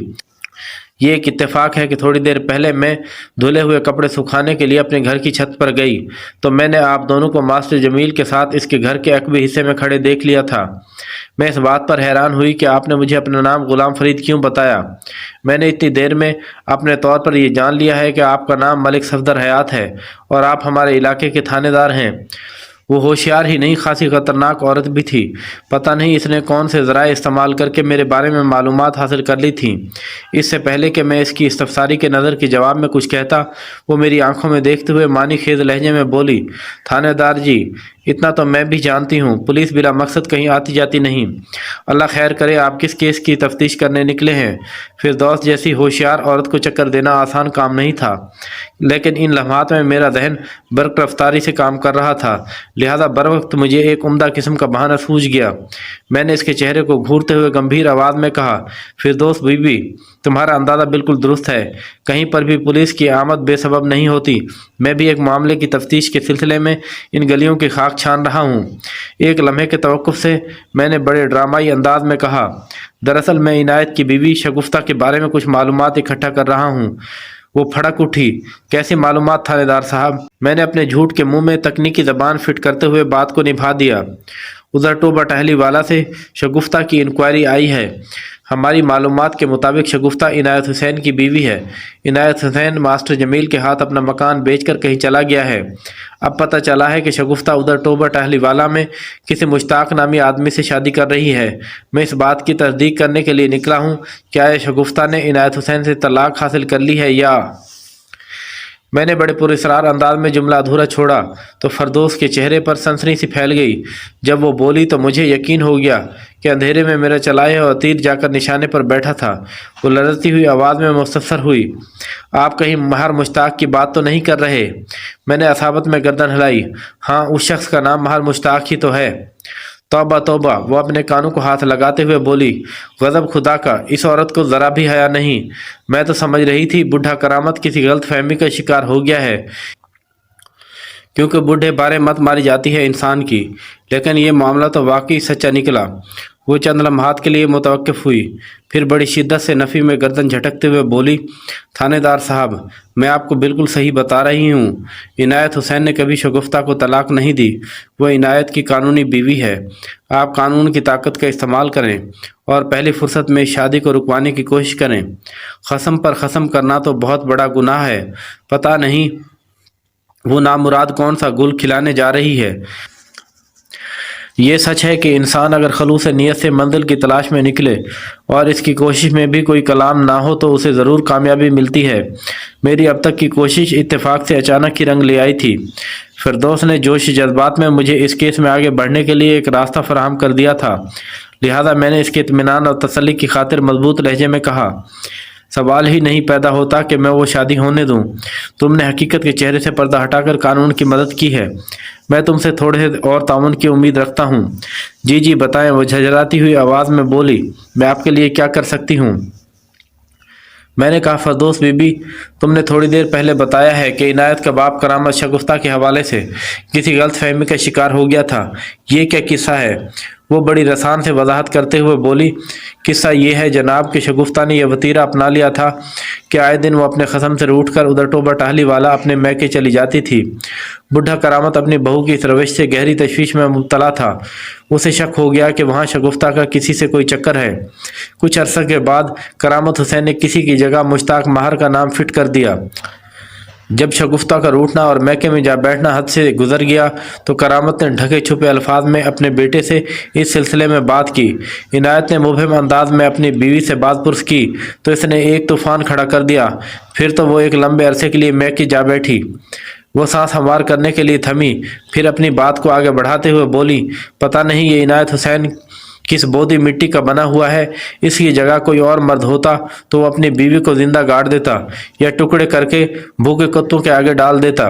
بیوی کی ایسی حرکتیں تو کوئی بغیرت مرد ہی برداشت کر سکتا ہے، یا پھر کوئی ایسا شخص جو مرد کہلانے کے قابل نہ ہو۔ آخری جملے اس نے بڑے زہریلے انداز میں ادا کیے تھے۔ اس کے الفاظ سے ترشی ٹپکتی تھی۔ وہ بہادر ہونے کے ساتھ ساتھ کافی حقیقت پسند بھی تھی۔ دلچسپ نظر سے اس کی طرف دیکھتے ہوئے میں اس کے دوبارہ بولنے کا انتظار کرنے لگا۔ اس نے بڑے مخصوص منفی انداز میں سر کو ایک دو جھٹکے دیے اور تلخی سے بولی، شگفتہ کو روٹ کر اپنے میکے بیٹھے چند روز ہی گزرتے تھے کہ عنایت منت خوشامد کے لیے ٹوبہ ٹہلی والا پہنچ جاتا۔ کچھ دن اس کی خوشامد درآمد میں گزارتا اور اسے منا کر یہاں لانے میں کامیاب ہو جاتا۔ وہ ہفتہ 10 دن یہاں رکتی، پھر کسی بے بنیاد بات پر جھگڑے کی عمارت کھڑی کر کے اپنے میکے چلی جاتی۔ ان دنوں بھی وہ ٹوبہ ٹہلی والا گئی ہوئی تھی جب عنایت اپنا مکان بیچ کر گیا ہے۔ فردوس کی زبانی عنایت اینڈ کمپنی کے بارے میں اچھی خاصی معلومات حاصل ہو گئی تھیں۔ میں نے اس تعاون پر اس کا شکریہ ادا کیا اور اٹھتے ہوئے سرسری انداز میں پوچھ لیا، سننے میں آ رہا ہے عنایت حسین یہاں کی زمین اور مکان بیچ کر اپنی سسرال ٹوبہ ٹہلی والا گیا ہے، تمہارا اس سلسلے میں کیا خیال ہے؟ میرا خیال ہے وہ ادھر نہیں گیا ہوگا۔ وہ سوچ میں ڈوبے ہوئے لہجے میں بولی، اگر عنایت ٹوبہ ٹہلی والا میں موجود ہوگا تو پھر شگفتہ مہر مشتاق سے شادی نہیں کر سکے گی۔ تمہاری بات میں وزن ہے، میں نے سراہنے والے انداز میں کہا۔ میں بہت جلد ٹوبہ ٹہلی والا جانے کا ارادہ رکھتا ہوں، پھر ساری حقیقت کھل کر سامنے آ جائے گی۔ ویسے یہ مشتاق ہے کون؟ بات کے اختتام پر میں نے سرسری انداز میں پوچھ لیا۔ کوئی غیر تھوڑی ہے، وہ بڑی ادا سے ہاتھ نچاتے ہوئے بولی، مہر مشتاق شگفتہ کے چاچے کا بیٹا ہے۔ اچھا تو یہ بات ہے؟ میں معنی خیز انداز میں سر ہلا کر رہ گیا۔ وہ ایک ایک لفظ کو چباتے ہوئے بولی، جی ہاں تھانے دار صاحب۔ میں نے ایک مرتبہ پھر اس کے رضاکارانہ تعاون کا شکریہ ادا کیا اور کانسٹیبل اللہ بخش کے ساتھ نیاز علی کے گھر سے باہر نکل آیا۔ اگلے روز میں نے ASI بشارت مرزا کو اپنے ساتھ لیا اور موزہ ٹہلی والا روانہ ہو گیا۔ جب تک عنایت حسین یا اس کی بیوی شگفتہ سے میری ملاقات نہ ہو جاتی، اس کیس کا اونٹ کسی کروٹ نہیں بیٹھ سکتا تھا۔ رات بھر میرا ذہن اسی مسئلے کی گتھیاں سلجھانے میں مصروف رہا تھا اور میں 2-3 گھنٹے سے زیادہ کی نیند نہیں لے سکا تھا۔ اس کم خوابی کے اثرات مجھے اپنے اعصاب پر محسوس ہو رہے تھے، لیکن بہرحال یہ تو فرائض منصبی کا حصہ اور تقاضا ہے۔ رات کو سوچنے کے دوران میں خون آلود دندانے دار درانتی پر میرا فوکس رہا تھا۔ وہ درانتی بازبان خاموشی یہ اعلان کرتی سنائی دیتی تھی کہ اس کی مدد سے کوئی خونی واردات عمل میں لائی گئی ہے، کوئی واردات قتل۔ اس رخ پر سوچتے ہوئے فردوس کے کہے ہوئے الفاظ اچانک میرے ذہن میں جلنے بجھنے لگے۔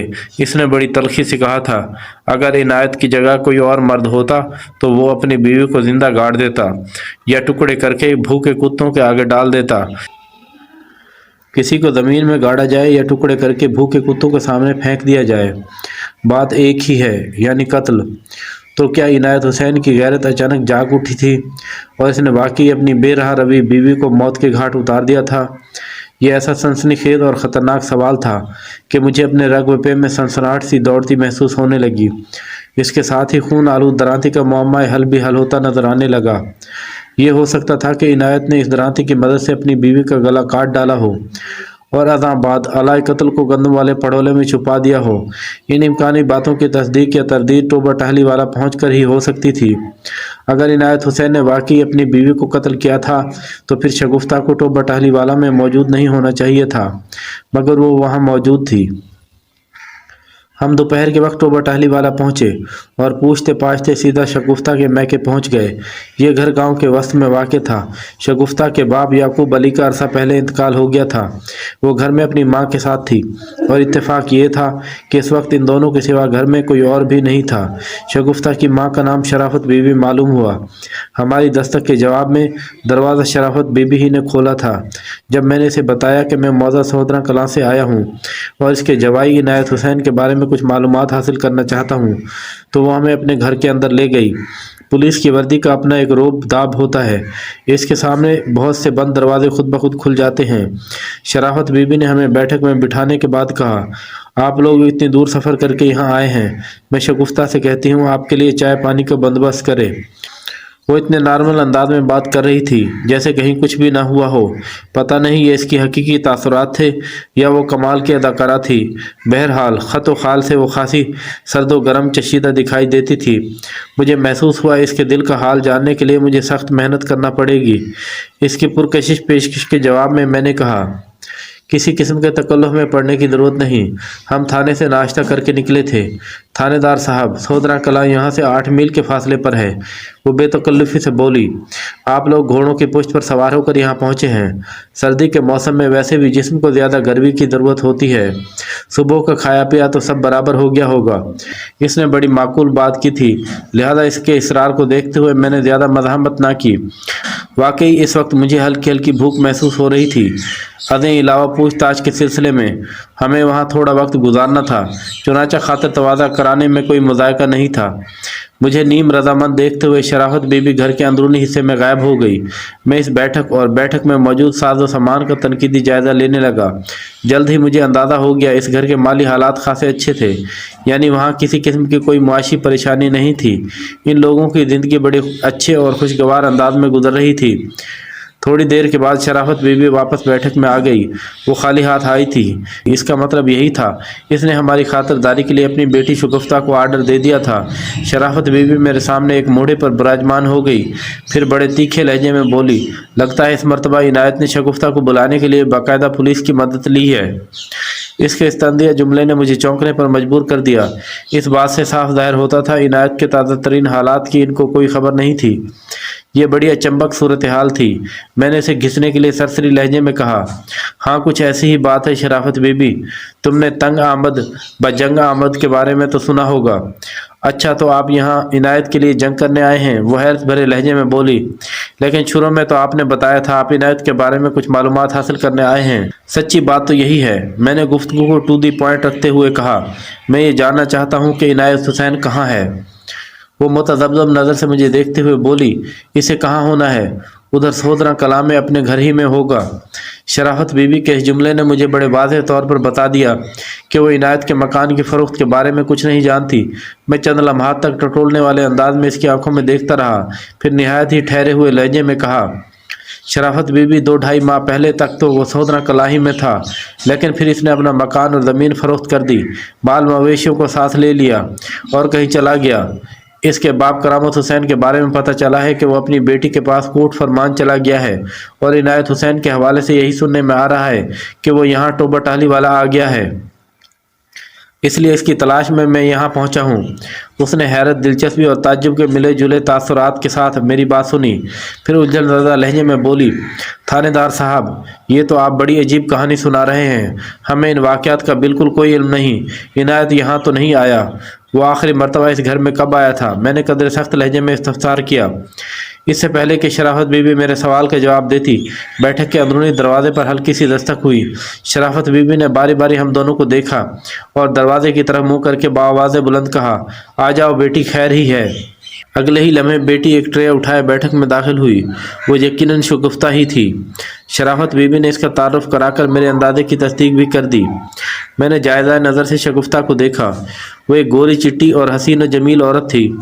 इसके ख़त व ख़ाल में एक ख़ास किस्म का तनासब पाया जाता था जिसने इसके हुस्न को निखार दिया था। वो जाज़िब नज़र दिलकशी की मालिक थी। इसके सरापा में वो सब कुछ शामिल था जो किसी भी मर्द को मुसख्खर और मसहूर करने के लिए ज़रूरी होता है। वो इसमें बामुसम्मा की एक ज़िंदा मिसाल थी। ये बात बखूबी मेरे समझ में बैठ गई कि इनायत हुसैन अपनी बीवी का गरीदा क्यों था और वो क्यों रूठी हुई बीवी को बार बार मनाने के लिए टोबा टाली वाला पहुंच जाता था। इस दौरान में शराफत बीबी ने एक छोटी मेज़ हमारे सामने रख दी थी। शगुफ्ता ने अपने हाथों में सजाई हुई ट्रे को बाआहिस्तगी इस मेज़ पर रख दिया और जाने के लिए मुड़ी ही थी कि शराफत बीबी ने कहा, शगुफ्ता तुम भी इधर ही बैठो, मैं चाहती हूँ तुम्हारी मौजूदगी में थानेदार साहब से बात हो। एक लम्हे के तवक्कुफ से इसने इजाफा करते हुए कहा, ये लोग इनायत के बारे में पूछ-गिछ के लिए आए हैं। शगुफ्ता अपनी माँ के नज़दीक दूसरे मोढ़े पर बैठ गई। शराफत ने ट्रे की जानिब इशारा करते हुए बड़े मेहमान नवाज लहजे में कहा, बिस्मिल्लाह करें जनाब। मैंने ट्रे में मौजूद लवाजमात खुर्दनोश का जायज़ा लिया। शीशे के एक जग में गर्म दूध नज़र आ रहा था और इसके साथ तांबे के 2 किंग साइज गिलास रखे थे। इसके अलावा ट्रे में 2 प्लेटें भी मौजूद थीं। एक में गर्मा गर्म मेवे वाला सूजी का हलवा था और दूसरे में उबले हुए अंडे थे। छोटी छोटी पीतल की 2 कटोरियों में पिसा हुआ नमक और काली मिर्च मौजूद थी। ये ट्रे मौसम में सरमा का बड़ा शाफी इलाज थी। मैंने बिस्मिल्लाह करते हुए शराफत बीबी से कहा, तुमने अभी तक मेरे सवाल का जवाब नहीं दिया। आखिरी मर्तबा इनायत इस घर में कब आया था? इसने जवाब दिया, मेरा ख्याल है वो 3 माह पहले यहाँ आया था। फिर इसने शगुफ्ता की तरफ देखते हुए तस्दीक चाही। मैं गलत तो नहीं कह रही हूँ ना बेटी? नहीं अम्मा, शगुफ्ता ने फौरन तस्दीक कर दी, तुम्हारा अंदाज़ा बिल्कुल दुरुस्त है। इसके बाद शराफत बीबी ने शगुफ्ता को इनायत के मकान और ज़मीन फ़रोख्त करने के बारे में मुख्तसरन बताया और ये भी कि करामत हुसैन कोर्ट फरमान चला गया है। शगुफ्ता ने भी ताज्जुब से ये रुदात सुनी और इस दौरान में वो हैरत से पलकें झपकाती रही। आखिर में शराफत ने मेरी जानब देखते हुए कहा, थानेदार साहब, हम इस बाप बेटे से सख्त तंग हैं। क्या आपके कानून में इन्हें सुधारने के लिए कोई दफ़ा मौजूद नहीं? वो अगर नहीं सुधर सकते तो ना सुधरें, लेकिन हमारी जान तो छोड़ दें। आप यकीन करें, मैं शगुफ्ता की वजह से सख्त परेशान हूँ। शराफत बीबी इसके बलक्स सूरत हाल पेश कर रही थी। मैंने सोचा इससे खुलकर बात कर लूँ ताकि दूध का दूध और पानी का पानी अलग हो सके। मैंने निहायत ही मुख्तसर मगर जामे अल्फाज में इन दोनों को अपनी मालूमात से आगाह किया तो शराफत बीबी कानों को हाथ लगाते हुए बोली, तौबा तौबा थानेदार साहब, लोगों को झूठ बोलते हुए ये ख्याल भी नहीं रहता कि मरने के बाद अपनी कब्र में जाना है। वहाँ कोई किसी का नहीं होगा, सिर्फ अपने अमाल ही काम आएंगे। मैं आपको बताती हूँ हकीकत क्या है। वो लम्हे भर को सांस लेने की खातिर रुकी, फिर इजाफा करते हुए बोली, मेरे बेटे ने जितना बर्दाश्त किया है शायद ही कोई दूसरी लड़की इतनी हिम्मत कर सके। इनायत के साथ साथ इसने इस अंधे करामत की खिदमत में भी कोई कसर नहीं छोड़ी, लेकिन इसकी कदर नहीं की गई। इस खराबी की असल जड़ वो खबीस बूढ़ा है। करामत किसी शैतान से कम नहीं। थानेदार साहब, अगर शगुफ्ता की सांस रही तो क्या हुआ? एक करामत 100 सांसों पर भारी है। इसने अपनी हरकतों और कमीनगियों से शगुफ्ता को कौन कौन सी अजियत नहीं दी। इसके किरदार पर हमले किए गए। इस मरदूद करामत ने इल्ज़ाम लगाया कि शगुफ्ता बदचलन है। उधर मेके में इसका कोई यार बसता है, इसीलिए खसम के घर में इसका दिल नहीं लगता। वो बहाना बेबहाना नाराज़ होकर टोबा टाहली वाला आ जाती है। वो जज्बात की रोम में तूफ़ानी रफ्तार से बोलती चली गई, इनायत दिल का ज़्यादा बुरा नहीं है, लेकिन वो करामत की मुट्ठी में बंद है। जब भी कोई फितना उठा, कोई झगड़ा हुआ, इसने अपने बाप का साथ दिया। औरत ज़ात कहाँ तक मुकाबला करेगी? जनाब, जब पानी सर से गुजरने लगा तो शगुफ्ता मेरे पास आ जाती। बुरे वक्त में औलाद के लिए माँ ही सबसे बड़ा सहारा होती है। अगर शगुफ्ता का बाप जिंदा होता तो हमें ये दिन न देखना पड़ता। इसकी आवाज़ भुर्रा गई। चंद लम्हात तक वो गर्दन झुकाकर खामोश बैठी रही, फिर दोबारा गोया हुई। शगुफ्ता जब भी रूठ कर मैके बैठी, चंद दिन बाद ही इनायत इसे मनाने आ जाता था। मुझे इस बात का एहसास है कि इनायत शगुफ्ता को चाहता है, लेकिन ऐसी चाहत को क्या किसी खो में डालना जिसके बदले लात जूते मिलें और बदनामी रिसवाई हिस्से में आए। इनायत तो एक तरह से अपनी जगह ठीक था, लेकिन जब तक करामत इसके साथ न थी था शगुफ्ता के लिए हालात ठीक नहीं हो सकते थे। मैंने जब भी समझा बुझाकर शगुफ्ता को इनायत के साथ रवाना किया तो बड़े वाज़े अल्फाज में कह दिया कि यह आखिरी मौका है। वो अपने घर के माहौल को ठीक करने की कोशिश करे, वरना अब की बार अगर शगुफ्ता टोबा टाहली वाले आ गई तो फिर कभी सोदरा कला नहीं जाएगी। वो हर मर्तबा वादा करता कि अब कोई बदमज़गी नहीं होगी, लेकिन कुछ ही दिनों के बाद शगुफ्ता रोती धोती फिर मेरे पास पहुंच जाती। शराफत बीबी अपने दुखों को अल्फाज के रूप में ढालने के दौरान में ज़रा देर के लिए रुकी, एक गहरी सांस खारिज की, फिर सिलसिला कलाम को आगे बढ़ाते हुए बताने लगी, थानेदार साहब, मैंने आपको बताया है ना, इनायत 3 माह पहले शगुफ्ता को लेने हमारे घर आया था। इस बार मैंने इसकी मिन्नत खुशामद को कोई अहमियत ना दी और इसके हर वादे को रद्द करते हुए 2 टोक अल्फाज में कह दिया, जब तक इस घर में करामत हुसैन मौजूद है मेरी बेटी वहाँ नहीं जाएगी। इसने मुझसे पूछा मैं अपने अब्बा को कहाँ भेज दूँ। मैंने हतमी अंदाज में जवाब दिया, यह सोचना तुम्हारा काम है। तुम अगर शगुफ्ता को अलग घर में अपने साथ रख सकते हो तो ठीक है, वरना भूल जाओ इसे। वो मेरी खुशामद करते हुए कहने लगा, मैं शगुफ्ता को नहीं भूल सकता। मैंने कहा, अगर तुम्हें शगुफ्ता की इतनी ही ज़रूरत है तो फिर इसके लिए रिहाइश का अलग इंतज़ाम करो। ये बात लिख लो कि शगुफ्ता किसी ऐसे घर में कदम भी नहीं रखेगी जहाँ करामत हुसैन मौजूद हो। वो गहरी सोच में डूब गया। मैंने इसे कड़े इम्तिहान में डाल दिया था اور میں اس معاملے میں خود کو حق بجانب سمجھتی تھی۔ کافی سوچ بچار کے بعد عنایت نے تھکے ہوئے لہجے میں کہا، ٹھیک ہے، میں جا رہا ہوں۔ میں اس وقت تک شگفتہ کو لینے نہیں آؤں گا جب تک ابا کا کوئی مناسب بندوبست نہ کر لوں۔ اتنا کہہ کر وہ خاموش ہو گئی۔ میں منتظر نگاہ سے اسے دیکھنے لگا۔ تھانے دار صاحب، ایک لمحے کے وقفے سے وہ دوبارہ گویا ہوئی۔ وہ دن اور آج کا دن، میں اور شگفتہ اس کی راہ دیکھ رہی ہیں کہ وہ کب منحوس اس کرامت کا بندوبست کر کے واپس آتا ہے۔ وہ تو نہیں آیا، لیکن آپ اس کے حوالے سے ایک عجیب و غریب کہانی لے کر آ گئے ہیں۔ میں نے شرافت بی بی کی بات پوری توجہ سے سنی اور گہری سوچ میں ڈوب گیا۔ اس گفتگو کے دوران میں شگفتہ بھی تھوڑے تھوڑے وقفے سے تائیدی اور تصدیقی لقمے دیتی رہی تھی۔ اس وقت کیس کی جو صورتحال ابھر کر سامنے آئی تھی، اس میں بہت کچھ الجھا ہوا تھا۔ موقف اور بیان میں دونوں پارٹیوں کے درمیان بہت اختلاف پایا جاتا تھا۔ میں اسی نتیجے پر پہنچا کہ جب تک دونوں فریق روبرو نہیں بیٹھیں گے اور ایک دوسرے کے اعتراضات کی وضاحت یا توجیہ پیش نہیں کریں گے، ان کے مسئلے کا کوئی حل نکالا نہیں جا سکتا، اور نہ ہی ان کے مابین کسی قسم کے تصفیے کا امکان ہے۔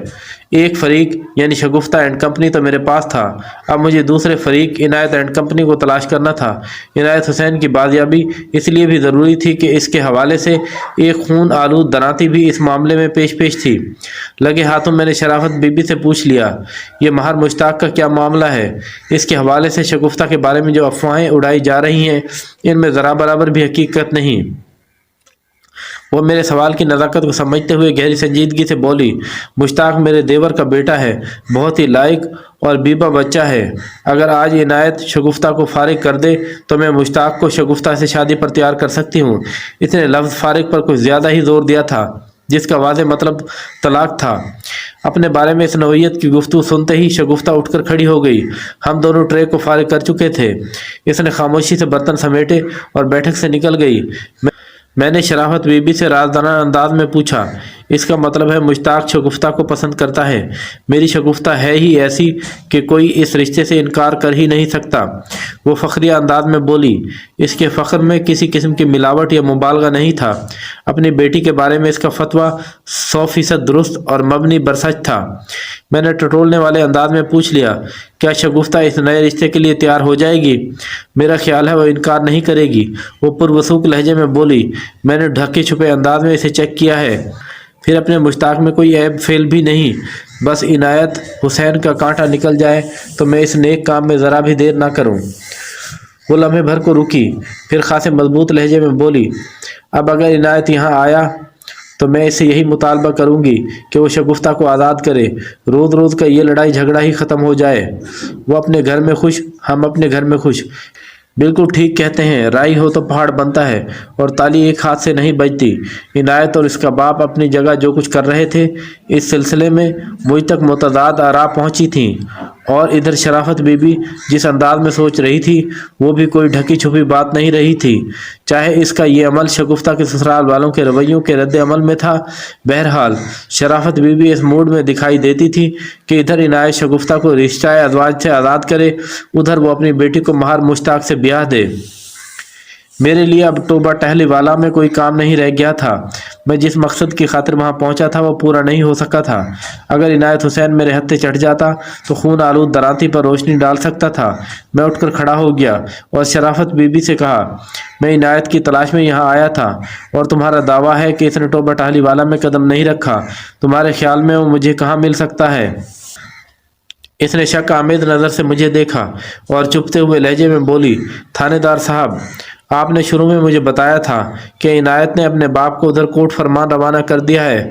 ہو سکتا ہے ادھر آنے کے بجائے وہ خود بھی اپنی بہن کے گھر چلا گیا ہو۔ ہاں، ایسا ہو سکتا ہے، میں نے سر کو اصابت میں حرکت دیتے ہوئے کہا۔ وہ گہری نظر سے مجھے دیکھتے ہوئے مستفسر ہوئی۔ تھانے دار صاحب، آپ نے بتایا ہے کہ عنایت کے بارے میں معلومات حاصل کرنے کے لیے یہاں آئے ہیں، لیکن اس بات کی وضاحت ابھی تک نہیں ہو سکی کہ آپ کو کس قسم کی معلومات چاہیے۔ اگر عنایت حسین مل جاتا تو اس بات کی وضاحت بھی ہو جاتی، میں نے ٹالنے والے انداز میں کہا، لیکن وہ یہاں آیا ہی نہیں۔ اب اس کی تلاش میں مجھے کوٹ فرمان تک سفر کرنا پڑے گا۔ वो बदसूर बेइतबारी से बोली, थानेदार साहब, मैं ऐसा महसूस कर रही हूँ कि आप मुझसे कुछ छुपा रहे हैं। नहीं बताना चाहते तो ना बताएं, आपकी मर्जी है, लेकिन अगर इनायत आपको कहीं मिल जाए तो इसे इस बात के लिए तैयार करने की कोशिश करें कि वो मेरी बेटी की जान छोड़ दे। तो इसका मतलब है तुमने शगुफ्ता को महार मुश्ताक से बिहाने का पक्का फैसला कर लिया है। वो ठहरे हुए लहजे में बोली, शादी शादमानी का नाम है थानेदार साहब, अगर इंसान की ज़िंदगी में खुशी ना हो तो ऐसे जीने का क्या फ़ायदा। मैंने गंभीर अंदाज में कहा, ठीक है, अगर मैं उसे ढूंढने में कामयाब हो गया तो पकड़कर सीधा टोबा टाहली वाला लाऊंगा, फिर सारी बातें इधर तुम्हारे घर में बैठकर ही होंगी। आपका बहुत बहुत शुक्रिया थानेदार साहब। वो तशक्कुराना लहजे में बोली। मैं एएसआई बशारत मिर्ज़ा के हमरा शराफत बीबी के घर से रुखसत होने लगा तो इसी वक्त एक गभरू जवान वहाँ नमूदार हुआ। इसकी उम्र 25-26 के दरमियान रही होगी। मुनासिब कद-ओ-कामत के साथ वो मुतासिर कुन शख्सियत का मालिक था। इसकी नज़र मुझसे मिली तो मैंने वाज़ेह तौर पर यह महसूस किया कि वो मुझे वहाँ देखकर बुरी तरह चौंका था। इस चौंकने में अचंभे से ज़्यादा तशवीश शामिल थी। मुझे इसका ये रद्द-ए-अमल कुछ अजीब सा लगा। शराफत बीवी हमें रुखसत करने के लिए दरवाजे तक चली आई थी। वो जल्दी से इस नौजवान का तारुफ कराते हुए मुझसे बोली, थानेदार साहब, ये अपना मुश्ताक है, महार मुश्ताक। फिर वो मुश्ताक की जानिब मुड़ते हुए बोली, मुश्ताक के पुत्र ये मलिक सफदर हयात हैं, अपने इलाके के थानेदार। ये इस लोमड़ इनायत के सिलसिले में तहकीकात करने हमारे घर आए हैं। शराफत बीबी का यह अंदाज़ तारुफ मुझे बिल्कुल अच्छा ना लगा, बल्कि बहुत नागवार गुजरा। शराफत बीवी का ये अंदाज़ तारुफ मुझे बिल्कुल अच्छा ना लगा, बल्कि बहुत नागवार गुजरा। ठीक है, इनायत से इन लोगों के कुछ इख्तलाफात चल रहे थे, लेकिन वो बहरहाल इसका दामाद था। उसे लोमड़ कहकर बात करने की कोई तुक नहीं बनती थी और ना ही जवाज़ नज़र आता था, और वो भी एक ऐसे शख्स के सामने जो इसकी बेटी के लिए उम्मीद लगाए बैठा था। वैसे तो मुश्ताक की आमद का अंदाज भी मुझे एक आंख नहीं भाया था, साफ दिखाई देता था। वहाँ अंदर ही अंदर बड़ी ख़तरनाक खिचड़ी पक रही थी। मुश्ताक ने मुसाफिर के लिए मेरी जानिब हाथ बढ़ाते हुए कहा, थानेदार साहब, आप इस फजूल आदमी के बारे में किस किस्म की तहकीकात कर रहे हैं? क्या इसने कोई कत्ल वगैरह कर दिया है? मैंने बड़ी गर्मजोशी से इसका हाथ थाम लिया, फिर इसकी आंखों में झांकते हुए सनसनीखेज लहजे में कहा, जवान, इसने किसी को कत्ल किया है या वो किसी के हाथों कत्ल हो गया है? इस हकीकत से बहुत जल्द पर्दा उठने वाला है। मैंने महार मुश्ताक की आंखों में गहरी तशवीश के साए लहराते देखे। वो एक लम्हे के लिए अंदर से हिलकर रह गया था, मगर जल्द ही इसने अपनी कैफियत पर काबू पा लिया और संभले हुए लहजे में बोला, करें जी, तहकीक करें, ये बड़ा नेक काम है। हम शराफत बीबी के घर से बाहर निकल आए। दरवाजे के करीब ही हमारे घोड़े बंधे हुए थे। एएसआई ने मेरा और अपना घोड़ा खोला। फिर हम इन घोड़ों की पोस्ट पर सवार होकर वापसी के सफ़र पर रवाना हो गए। हम एक गली से निकलकर दूसरी गली में दाखिल हुए तो एएसआई ने मुझसे कहा, मलिक साहब, ये बंदा मुश्ताक मुझे ठीक नहीं लगा। मेरा जहन भी इस वक्त मुसलसल महार मुश्ताक के बारे में ही सोच रहा था। सरसरी लहजे में मैंने एएसआई से कहा, क्या खराबी है इसमें? मुझे तो वह अच्छा खासा लगा है। मैंने अभी तक इनायत हुसैन को नहीं देखा, लेकिन शगुफ्ता को तो हम दोनों ने ही देख लिया है। मेरे ख्याल में शगुफ्ता और महार मुश्ताक की जोड़ी बड़ी मौजू रहेगी। मैं इनकी जोड़ी या शादी की बात नहीं कर रहा हूँ। वो उलझन रदा लहजे में बोला, फिर तुम्हारा क्या मतलब है? मैंने पूछ लिया। ऐसी बात नहीं कि मैं बिशारत मिर्ज़ा का मकसद नहीं समझ रहा था। मुझे बखूबी अंदाज़ा था कि वो किस जाविये से बोल रहा है, लेकिन मैं दानिस्ता इसे इधर उधर कर रहा था। दरअसल इस वक्त मेरा जहन कई महाजों पर एक साथ नबर्द आज़मा था। मैंने महसूस किया था कि कोई हमारे ताक़ुब में है। मैं सबसे पहले ये जानना चाहता था कौन हमारा पीछा कर रहा है और क्यों। एएसआई ने मेरे इस्तफसार के जवाब में कहा, मलिक साहब, मैंने महसूस किया है कि वो हमें शराफत बीबी के घर में देखकर बुरी तरह चौंका था, जैसे उसे हमारा वहाँ आना अच्छा ना लगा हो। हमारी इससे दोस्ती है और ना दुश्मनी, फिर उसे ऐसा मशकूक रवैये का मुजाहरा करने की ज़रूरत क्यों पेश आई? हमारा ताल्लुक़ पुलिस से है। इस हवाले से भी मुश्ताक का चौंकना और बिदकना बड़ा मानी खेज है। ऐसा रद्द-ए-अमल तो वही शख्स पेश कर सकता है जिसने कोई जुर्म किया हो या जुर्म करने का इरादा रखता हो। आप मेरा मतलब समझ रहे हैं ना? एएसआई बिशारत मिर्ज़ा ने हालात वाक़यात का बड़ा दुरुस्त और बरमहल तज्जिया किया था। मैंने गंभीर लहजे में कहा, हाँ, मैं समझ रहा हूँ कि तुम क्या कहना चाहते हो। मैं महसूस कर रहा हूँ कि कोई शख्स निहायत ही खुफिया अंदाज में हमारा ताक़ुब कर रहा है। क्या तुमने भी ऐसा महसूस किया है? میرے اس انکشافی سوال نے ASI کو بے ساختہ پلٹ کر پیچھے دیکھنے پر مجبور کر دیا۔ بڑبڑانے والے انداز میں اس کے منہ سے نکلا، میں نے اس طرف دھیان نہیں دیا۔ دھیان نہیں دیا تو دو، میں نے قطعی لہجے میں کہا۔ اگلے ہی لمحے وہ تصدیقی نظر سے مجھے تکنے لگا۔ مجھے یقین تھا اس نے بھی متعاقب کی جھلک دیکھ لی تھی۔ سرسراتی ہوئی آواز میں اس نے مجھ سے کہا، آپ بالکل درست فرما رہے ہیں ملک صاحب، لیکن وہ بندہ مہر مشتاق نہیں، وہ مہر مشتاق نہیں، لیکن اس کا متعین کردہ کوئی بندہ تو ہو سکتا ہے۔ میں نے ٹھوس لہجے میں کہا، یہ بات ڈھکی چھپی نہیں کہ ہم کافی دیر سے شرافت بی بی کے گھر میں بیٹھے ہوئے تھے۔ اگر مشتاق واقعی کسی قسم کے جرم میں ملوث ہے یا ایسا کوئی ارادہ رکھتا ہے تو وہ ہماری نگرانی پر اپنے کسی بندے کو بھی مامور کر سکتا ہے۔ آپ بالکل ٹھیک کہہ رہے ہیں ملک صاحب، وہ جوشیلے لہجے میں بولا۔ پھر کیا کرنا چاہیے؟ کیا اس بندے پر ہاتھ ڈال دیں؟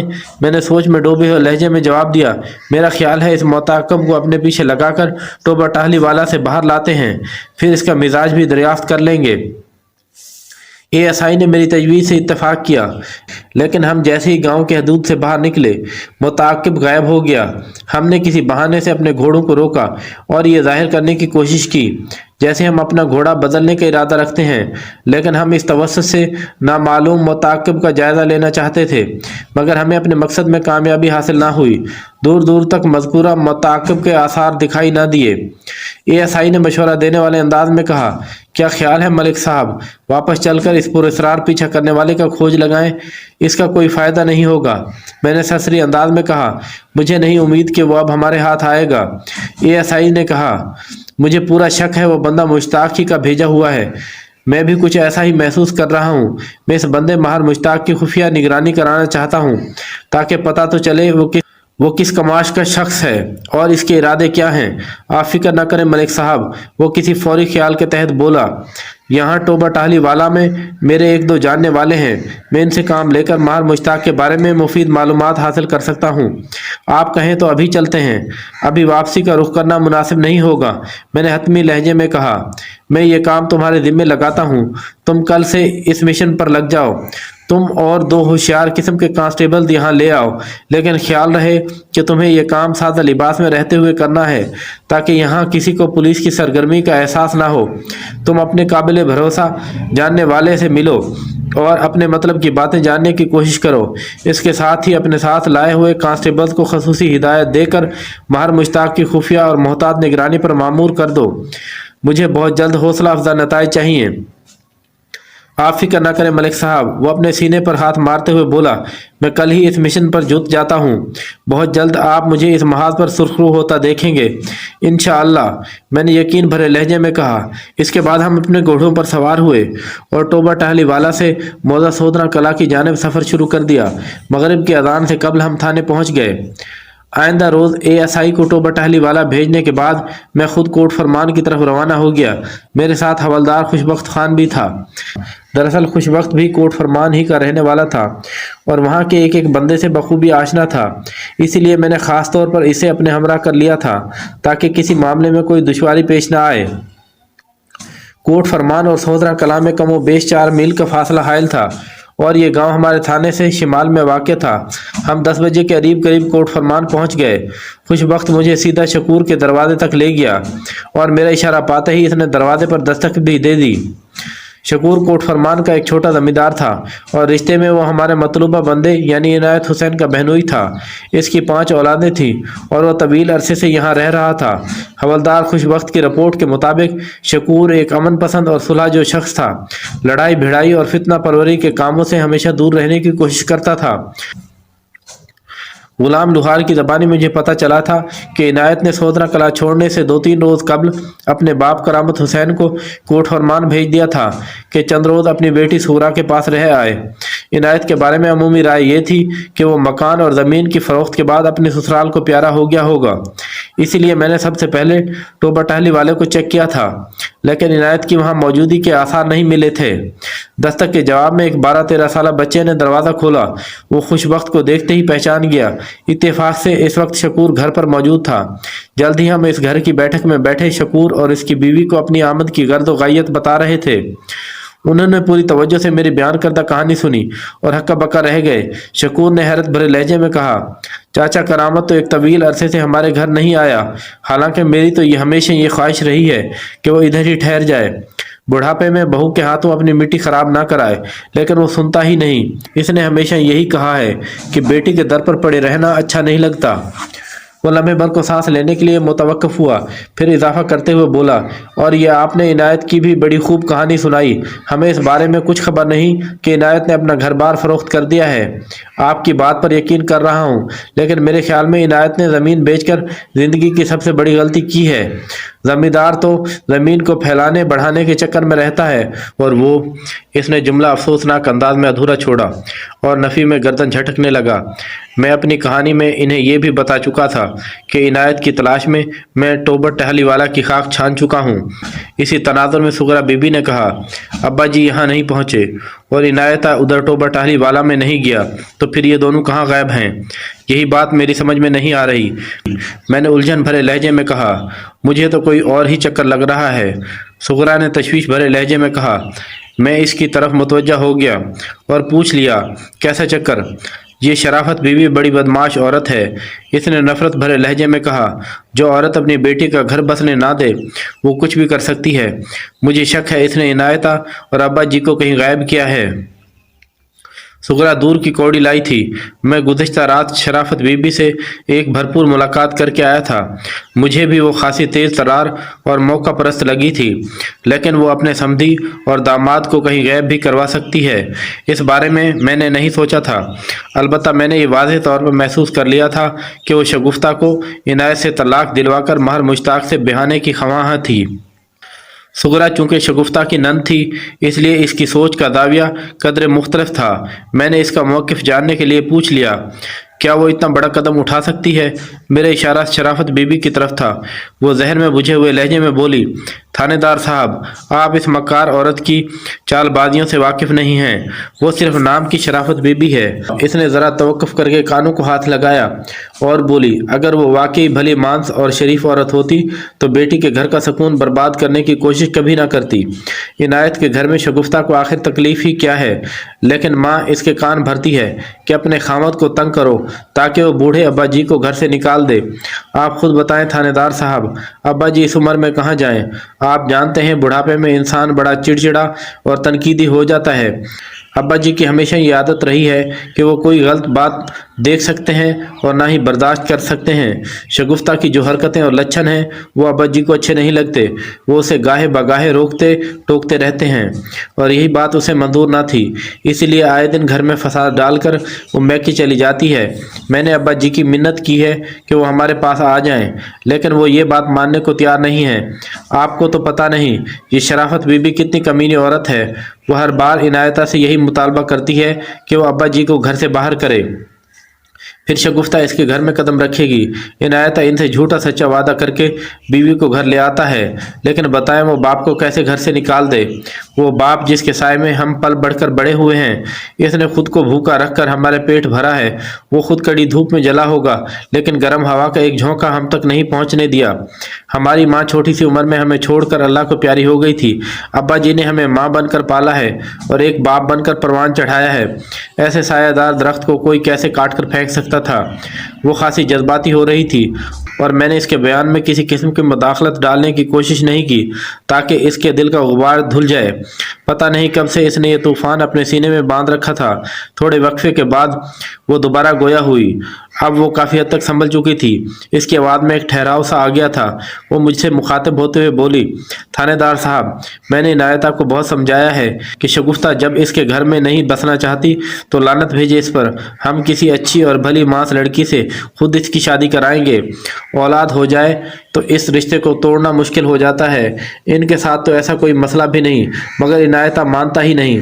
वो किसी भी सूरत शगुफ्ता को छोड़ने पर तैयार नहीं। लगता है इन माँ बेटी ने इस पर काला जादू कर दिया है या उसे उल्लू का गोश्त खिला दिया है। वैसे ये शगुफ्ता कमबख्त है भी तो इतनी खूबसूरत ना। वो जुमला नामुकम्मल छोड़कर अचानक खामोश हो गई। मैं चूंकि गुज़िश्ता रोज़ खुद अपनी आंखों से शगुफ्ता को देख चुका था, लिहाजा ये समझने में मुझे कतन कोई दुश्वारी महसूस ना हुई कि सुगरा बीबी कहना चाहती थी, कमबख्त शगुफ्ता इतनी खूबसूरत बला है कि कोई भी मर्द आसानी से उसे छोड़ने को तैयार नहीं हो सकता। हमने आधा पौना घंटा शकूर जमींदार के घर में गुजारा, फिर वहां से उठ गए। तय यही पाया था कि अगर मुझे इनायत और करामत की कोई खबर मिले तो मैं इन्हें इतला कर दूंगा, और अगर वो लोग इनका सुराग लगाने में कामयाब हो जाएं तो फौरन थाने आकर मुझे खबर करेंगे। हम शकूर के घर से निकले तो हवलदार खुशबख्त जिद करके मुझे अपने घर ले गया। दोपहर का खाना हमने इसी के घर में खाया। फिर ज़ुहर की नमाज कोट फरमान की मस्जिद में अदा करने के बाद हम वापस आ गए। आने वाले 3 रोज़ किसी काबिल ज़िक्र कार्रवाई के बगैर ही गुजर गए। टोबा टहली वाला से गाहे बगाहे मुझे रिपोर्ट मिल रही थी, लेकिन इस रिपोर्ट में ऐसी कोई बात नहीं थी कि मैं कील कांटे से लैस होकर फौरन हरकत में आ जाता। मार मुश्ताक के बारे में मुझे बताया गया कि वो बहुत ही जोशीला और जीदार जवान है, लेकिन वो किसी ऐसी कार्रवाई में मुलविस नहीं पाया गया था कि इसके खिलाफ कानूनी कार्रवाई की जाती। अलबत्ता ये खबर मुझ तक पहुंची थी कि वो निहायत ही पाबंदी के साथ आज़ादाना तौर पर शराफत बीबी के घर आता जाता है। जिस घर के लोग खुशामदीद कहने के लिए तैयार हूँ वहाँ कोई क्यों नहीं जाएगा। मजीद 1 हफ्ते तक मैंने इनायत और करामत की तलाश का काम जारी रखा। मैंने अपने बंदे इर्द गिर्द के गांव देहात में दूर तक फैला दिए थे और इन्हें सख्ती से हिदायत कर दी थी कि इन बाप बेटे में से जो भी और जिस भी हालत में नजर आए उसे फिल फौर मेरे सामने हाजिर किया जाए। ऐसी मुतलाशी हर टीम के साथ मैंने एक एक ऐसे मकामी बंदे को भी नत्थी कर दिया था जो इनायत और करामत का सूरत आशना था, ताकि पुलिस पार्टी को इनकी तलाश और शनाख्त के सिलसिले में दिक्कत का सामना न करना पड़े। जब तक इनायत मेरे हत्थे न चढ़ता खून आलूद दरांती का मुअम्मा हल नहीं हो सकता था। जब तक ये मुअम्मा हल ना होता मैं सुकून से नहीं बैठ सकता था। इसी भाग दौड़ और उधेड़ बुन में 15 रोज गुजर गए, लेकिन कामयाबी का कोई कोना कोई सिरा हाथ ना आया। मैं झुंझलाहट में मुब्तला होने लगा। मुमकिन था कि मैं हिम्मत हार कर इस केस की फाइल को दाखिल दफ्तर कर देता कि एक अजीब व गरीब वाक़या पेश आ गया। एक सुबह मैं थाने में आकर अपनी कुर्सी पर बैठा ही था कि मुझे इतला मिली कोई शख्स बेरी वाले खूह में गिर गया है। बेरी वाला खूह मौजा सहोदरा कला के हदूद में ही वाक़या था। ये एक मतरोक कुआं था, लेकिन पिछले दिनों होने वाली लगातार बारिशों ने दीगर गढ़ों के साथ इसमें भी अच्छा खासा पानी भर दिया था।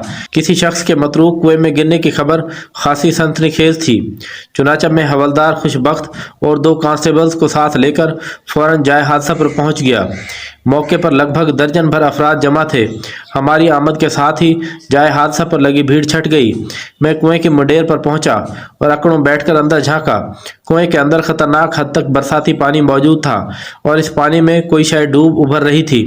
मैंने शय का लफ्ज़ इसलिए इस्तेमाल किया है कि मुझे इसके खाल खद वाज़ेह तौर पर नज़र नहीं आ रहे थे। इस वक्त सबसे बड़ा मसला इस शय को कुएं से बाहर निकालने का था और इस सिलसिले के हल के लिए कुएं के अंदर उतरना ज़रूरी था। मैंने वहां पर मौजूद लोगों की तरफ देखते हुए कहा, किसी मजबूत रस्से का फौरन इंतजाम करो। एक शख्स ने आगे बढ़कर मुझे मुतला किया, थानेदार साहब, अब्दुर्रहमान रस्सा लेने ही गया है। फिर इसने गांव की जानिब निगाह उठाकर देखा और कदरे मुसर्रत भले लहजे में बोला, शायद वो वापस आ रहा है, इसके हाथ में रस्सा भी दिखाई दे रहा है। वहां पर मौजूद अफराद की नज़रें दूर से आते हुए अब्दुर्रहमान नामी उस शख्स पर जम गईं। मुझे बताया गया कि इसी अब्दुर्रहमान ने एक बंदे को कुएं में गिरे हुए देखा था। अब्दुर्रहमान इस वक्त अपने खेतों में काम कर रहा था। इसने आवाज़ देकर चंद लोगों को कुएं के पास जमा कर लिया था। फिर वो खुद रस्सा लेने अपने घर की सिमत रवाना हो गया था। अब्दुर्रहमान रस्सा लेकर मौके पर पहुंच गया। इस मसले का एक मरहला तय हो गया था। दूसरा मरहला कुएं के अंदर उतरने और डूबते हुए शख्स को बाहर निकालने का था और ये खासा मुश्किल और आजमाइशी मरहला था। कुएं के अंदर खड़ा पानी पिघली हुई बर्फ से भी ज्यादा ठंडा था और ऊपर से मौसम के तेवर भी बड़े खतरनाक दिखाई देते थे। रगों में खून मुंजमद करने वाली यकबस्ता हवाएं फिजा में हर तरफ चकराती फिर रही थीं। मैंने वहां मौजूद अफराद के चेहरों का जायजा लिया और हर चेहरे पर एक ही सवाल मुजस्सम पाया, कुएं में कौन उतरेगा। ये एक ऐसा ही सवाल था जिसे हर चूहा दूसरे चूहों से पूछ रहा हो, बिल्ली के गले में घंटी कौन बांधेगा। इसी दौरान में अब्दुर्रहमान ने घर से लाए हुए रस्से का एक सिरा नजदीकी दरख्त के तने के साथ निहायत ही मजबूती से गिरह देकर बांध दिया। रस्से के दूसरे आजाद सिरे से बासानी कुएं में उतरा जा सकता था। अब्दुर्रहमान की पुरज़म हरकत और सकनात ने फौरन उसे पेशतर मुझे बता दिया कि वो दर्जन भर चूहों में खुद को शेर बब्बर साबित करने का इरादा रखता है। अब्दुर्रहमान की उम्र लगभग 50 साल थी, मगर मुसलसल मेहनत और कसरत ने इसके वजूद को तंदुरुस्ती और तवानाई बख्श रखी थी। मजबूत काठी का मालिक अब्दुर्रहमान अब भी कई जवानों से ज्यादा जवान था। वो रस्से का आजाद सिरा थामे कुएं के मंडेर की जानिब बढ़ा तो मैंने उसे रोक दिया। वो उलझन ज़्यादा नजर से मुझे देखने लगा। मैंने इसके हाथ से रस्सा ले लिया और निहायत ही ठहरे हुए लहजे में कहा, अब्दुर्रहमान, तुमने जितना कर दिया वही काफ़ी है, अब कानून की बारी है। वो कोई सवाल कोई एतराज़ किए बगैर पीछे हट गया। इसी लम्हे हवलदार खुशबख्त तेजी से आगे बढ़ा और मेरी जानब हाथ बढ़ाते हुए वलवला अंगेज लहजे में बोला, मलिक साहब, मेरे होते हुए आप ये नहीं कर सकते। हवलदार का अंदाज इतना हतमी और दो टोक था कि मैं सोच में पड़ गया, लेकिन फैसला करने में मैंने 1 सेकंड से ज़्यादा वक्त नहीं लिया और मैंने रस्सा खुशबख्त खान को थमा दिया। 15-20 मिनट की खींचातानी के बाद हम खुशबख्त खान के ताउन से इस मुसीबत ज़दा शख्स को कुएं से बाहर लाने में कामयाब हो गए। मैंने तारीफ़ी अंदाज में खुशबख्त खान को देखा और मुतासरा शख्स की जानिब मुतवज्जह हो गया। इस शख्स के सर और शेव के बाल बेतरह बढ़े हुए थे। लगता था कहीं माँ से इसने इस तरफ तवज्जो ना दी हो। जिस्म पर मौजूद कपड़े भी बेहद मैले थे। फिर ठंडे ठार पानी में गिरने के सबब इसकी हालत और भी मखदूश और गैर हो रही थी। मौके पर मौजूद हर शख्स तनकीदी नज़र से इसे देख रहा था। फिर किसी शख्स की आवाज़ ने मुझे चौंका दिया। मेरी समात तक इन अल्फाज ने रसाई हासिल की, ये तो इनायत हुसैन है, देखो ज़रा इसने क्या हालत बना रखी है। इस शख्स का ये इनकशाफी जुमला ठहरे हुए तालाब में पहला पत्थर साबित हुआ। इन तमाम अफराद का ताल्लुक सोदरा कलां से था, लिहाजा तरह तरह के तस्दीकी और तहैयर आमेज़ जुमले मेरी समात तक पहुँचने लगे। और इन तबसरों का लब्बे लुबाब ये था कि हवलदार खुशबख्त खान ने बेमिसाल बहादुरी का मुजाहरा करते हुए जिस शख्स को मतरोक कुएं से बाहर निकाला था वो इनायत हुसैन वल्द करामत हुसैन साहब का सकना मौजा सोदरा कलां था। वही इनायत हुसैन जिसकी तलाश में पिछले 20-25 दिन से बेकरार था। वो मुझे मिला भी तो इस हालत में कि मैं इससे कोई सवाल नहीं कर सकता था। इसे फौरी तौर पर तिब्बी इमदाद की ज़रूरत थी। मैंने फौरी और हंगामी इंतजामात के तहत इनायत हुसैन को अस्पताल भिजवा दिया और इसके साथ ही कोर्ट फरमान और टोबा टाहली वाले बंदे दौड़ा दिए ताकि इनायत के वर्सा को इसकी बाजियाबी की खबर हो जाए। टोबा टाहली वाला से तो कोई ना आया, लेकिन शाम से पहले सुगरा अपने खामद शकूर के हमरा मेरे पास पहुंच गई। मैं इन दोनों को अपने साथ अस्पताल ले गया। डॉक्टर से मुलाकात की तो इसने मुझे बताया, मलिक साहब, हमने बंदे को ज़रूरी ट्रीटमेंट दे दिया है और अब इसकी हालत ख़तरे से बाहर है। आप चाहें तो इसे अस्पताल से ले जा सकते हैं। लम्हे भर का तवक्कुफ़ करने के बाद इसने मुझसे पूछ लिया, बाय द वे मलिक साहब, ये पागल आपको मिला कहाँ से? पागल, मैंने बेयकीनी से डॉक्टर की तरफ देखा। जी हाँ, इसने असाबत में गर्दन हिलाते हुए बताया, इस शख्स का जहनी तवाज़ुन अपने ठिकाने पर नहीं। मैंने मुख्तलिफ तरकीबों से अच्छी तरह इसे टेस्ट किया है। ये शख्स 100% पागल है। लगता है किसी शदीद तरीन सदमे ने इसका दिमाग उलट दिया है। आप इसे पागल खाने में जमा करा दें तो अच्छा है। ये अपने साथ साथ दूसरों के लिए भी इंतहाई ख़तरनाक साबित हो सकता है। ये खुद को नोचता है, दांतों से काटता है और थोड़ी थोड़ी देर के बाद मखसूस जुमले दोहराने लगता है, फिर दीवार से सर टकराने की कोशिश करता है। हमने बड़ी मुश्किल से इसे कंट्रोल कर रखा है। डॉक्टर की रिपोर्ट ने मुझे गहरी तशवीश में मुब्तला कर दिया। मैं इसकी माहिराना और पेशेवराना राय को मुस्तरद नहीं कर सकता था, लिहाजा तजस्सुस से लबरेज लहजे में पूछ लिया, वो किस किस्म के मखसूस जुमले दोहराता है? मसलन मैं बहुत जालिम इंसान हूँ। मैंने अपने बाप पर बहुत जुल्म किया है और वो भी एक औरत की खातिर। बीवी की खुशनुदी के लिए इंसान को अपनी जड़ का दुश्मन तो नहीं हो जाना चाहिए ना। इसने कहा, अपने बाप का बंदोबस्त कर लो, और मैंने बंदोबस्त कर दिया। मुझे जितनी भी इबरतनाक सज़ा दी जाए वो कम है, लेकिन कोई मेरी बात का यकीन नहीं करता। लोग मुझे सज़ा देने के बजाय मुझ पर तरस खाते हैं और मुझे पागल दीवाना समझते हैं, जबकि मैं पागल नहीं हूँ। वो पागल हैं जो मेरी बात नहीं समझते। मैंने कितनी मरतबा मरने की कोशिश की, मगर मुझे बचा लिया जाता है। मैं अंधे कुएं में कूदा। ख्याल था कि किसी ने मुझे खुदकशी करते हुए नहीं देखा होगा, लेकिन मेरी किस्मत बुरी کہ ایک مرتبہ پھر مجھے بچا لیا گیا۔ واقعی میرا جرم اتنا بڑا ہے کہ مجھے بار بار مارا اور بچایا جائے۔ میں پاگل نہیں ہوں۔ اس قسم کے جملے بول کر وہ دیواروں سے سر ٹکرانے کی کوشش کرنے لگتا ہے۔ ڈاکٹر مجھے عنایت حسین کی دماغی حالت کے بارے میں بتا رہا تھا اور میں اپنے تصور میں سجی دندانے دار خون آلود درانتی کو دیکھ رہا تھا۔ وہ منحوس درانتی جس کے بے رحم پھل سے عنایت حسین نے اس مہربان اور سایہ دار درخت کی جڑ کاٹ ڈالی تھی جو بچپن سے اب تک اس پر سایہ فگن رہا تھا۔ زندگی کی راہ میں بچھے کانٹوں کو اس نے اپنے وجود میں اتار کر عنایت کے لیے نرم و گداز آغوش واقعی تھی۔ وہ زندگی بھر کڑی دھوپ میں جلا تھا مگر اس دھوپ کی ایک موہوم سی کرن بھی اس نے عنایت کے چہرے تک نہیں پہنچنے دی تھی کہ وہ کہیں معصوم ذرا سی تپش سے کملا نہ جائے۔ والدین کس طرح خون جگر پلا پلا کر اپنی اولاد کو پروان چڑھاتے ہیں، لیکن بڑا ہونے کے بعد بعض نامعقول اور شفاق اولادیں اس چراغ کو گل کرنے سے بھی نہیں چوکتی جس کی مستعار روشنی سے ان کی شخصیت کی تعمیر ہوتی ہے۔ اس وقت میرے دل سے بے ساختہ یہ دعا نکلی، اے میرے پروردگار، تو ہر بے رحم اور شفاق شخص کو صاحب اولاد کر دے۔ پتہ نہیں یہ دعا تھی یا بد دعا، لیکن یہ حقیقت ہے کہ والدین کے دکھ درد کو اس وقت تک حقیقی معنوں میں محسوس نہیں کیا جا سکتا جب تک انسان خود والدین کے درجے تک نہ پہنچ جائے۔ میں نے خود وارڈ میں جا کر بھی عنایت کی حالت کا جائزہ لیا۔ ڈاکٹر نے مجھے جو کچھ بتایا تھا وہ حرف بحرف درست تھا۔ واقعی عنایت حسین کا دماغ پھر گیا تھا اور وہ اس حالت میں جو کچھ بھی بک رہا تھا وہ در حقیقت اس کا اقرار جرم تھا۔ میں نے عنایت حسین کو صغرا اور شکور کے حوالے کر دیا اور کرامت کی لاش کی بازیابی کے لیے ایک مرتبہ پھر سرگرم عمل ہو گیا۔ آلائے قتل و خون آلود درانتی میرے قبضے میں تھی۔ میں نے اس کی تلاش کا آغاز ماسٹر جمیل کے گھر سے کیا۔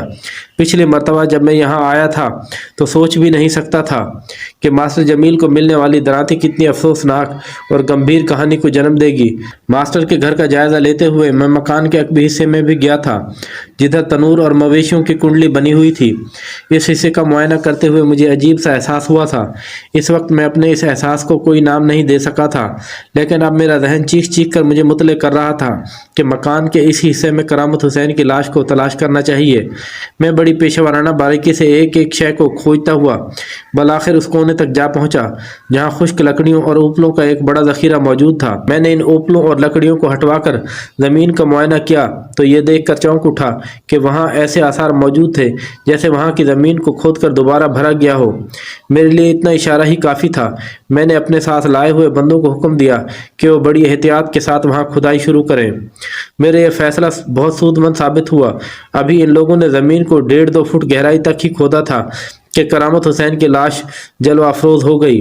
ہم نے جب اس لاش کو بآہستگی باہر نکالا تو میرا اندازہ 100% درست ثابت ہوا۔ کرامت حسین کو درانتی کی مدد سے گلا کاٹ کر موت کے گھاٹ اتارا گیا تھا۔ عنایت کی صفاکی اور بربریت پر میری گردن ندامت سے جھک گئی۔ عنایت ایسا نابکار اور نامعقول شخص اس دنیا کی سخت ترین سزا کا مستجب تھا، لیکن افسوس کہ میں اسے کوئی سزا دلوانے کی پوزیشن میں نہیں رہا تھا۔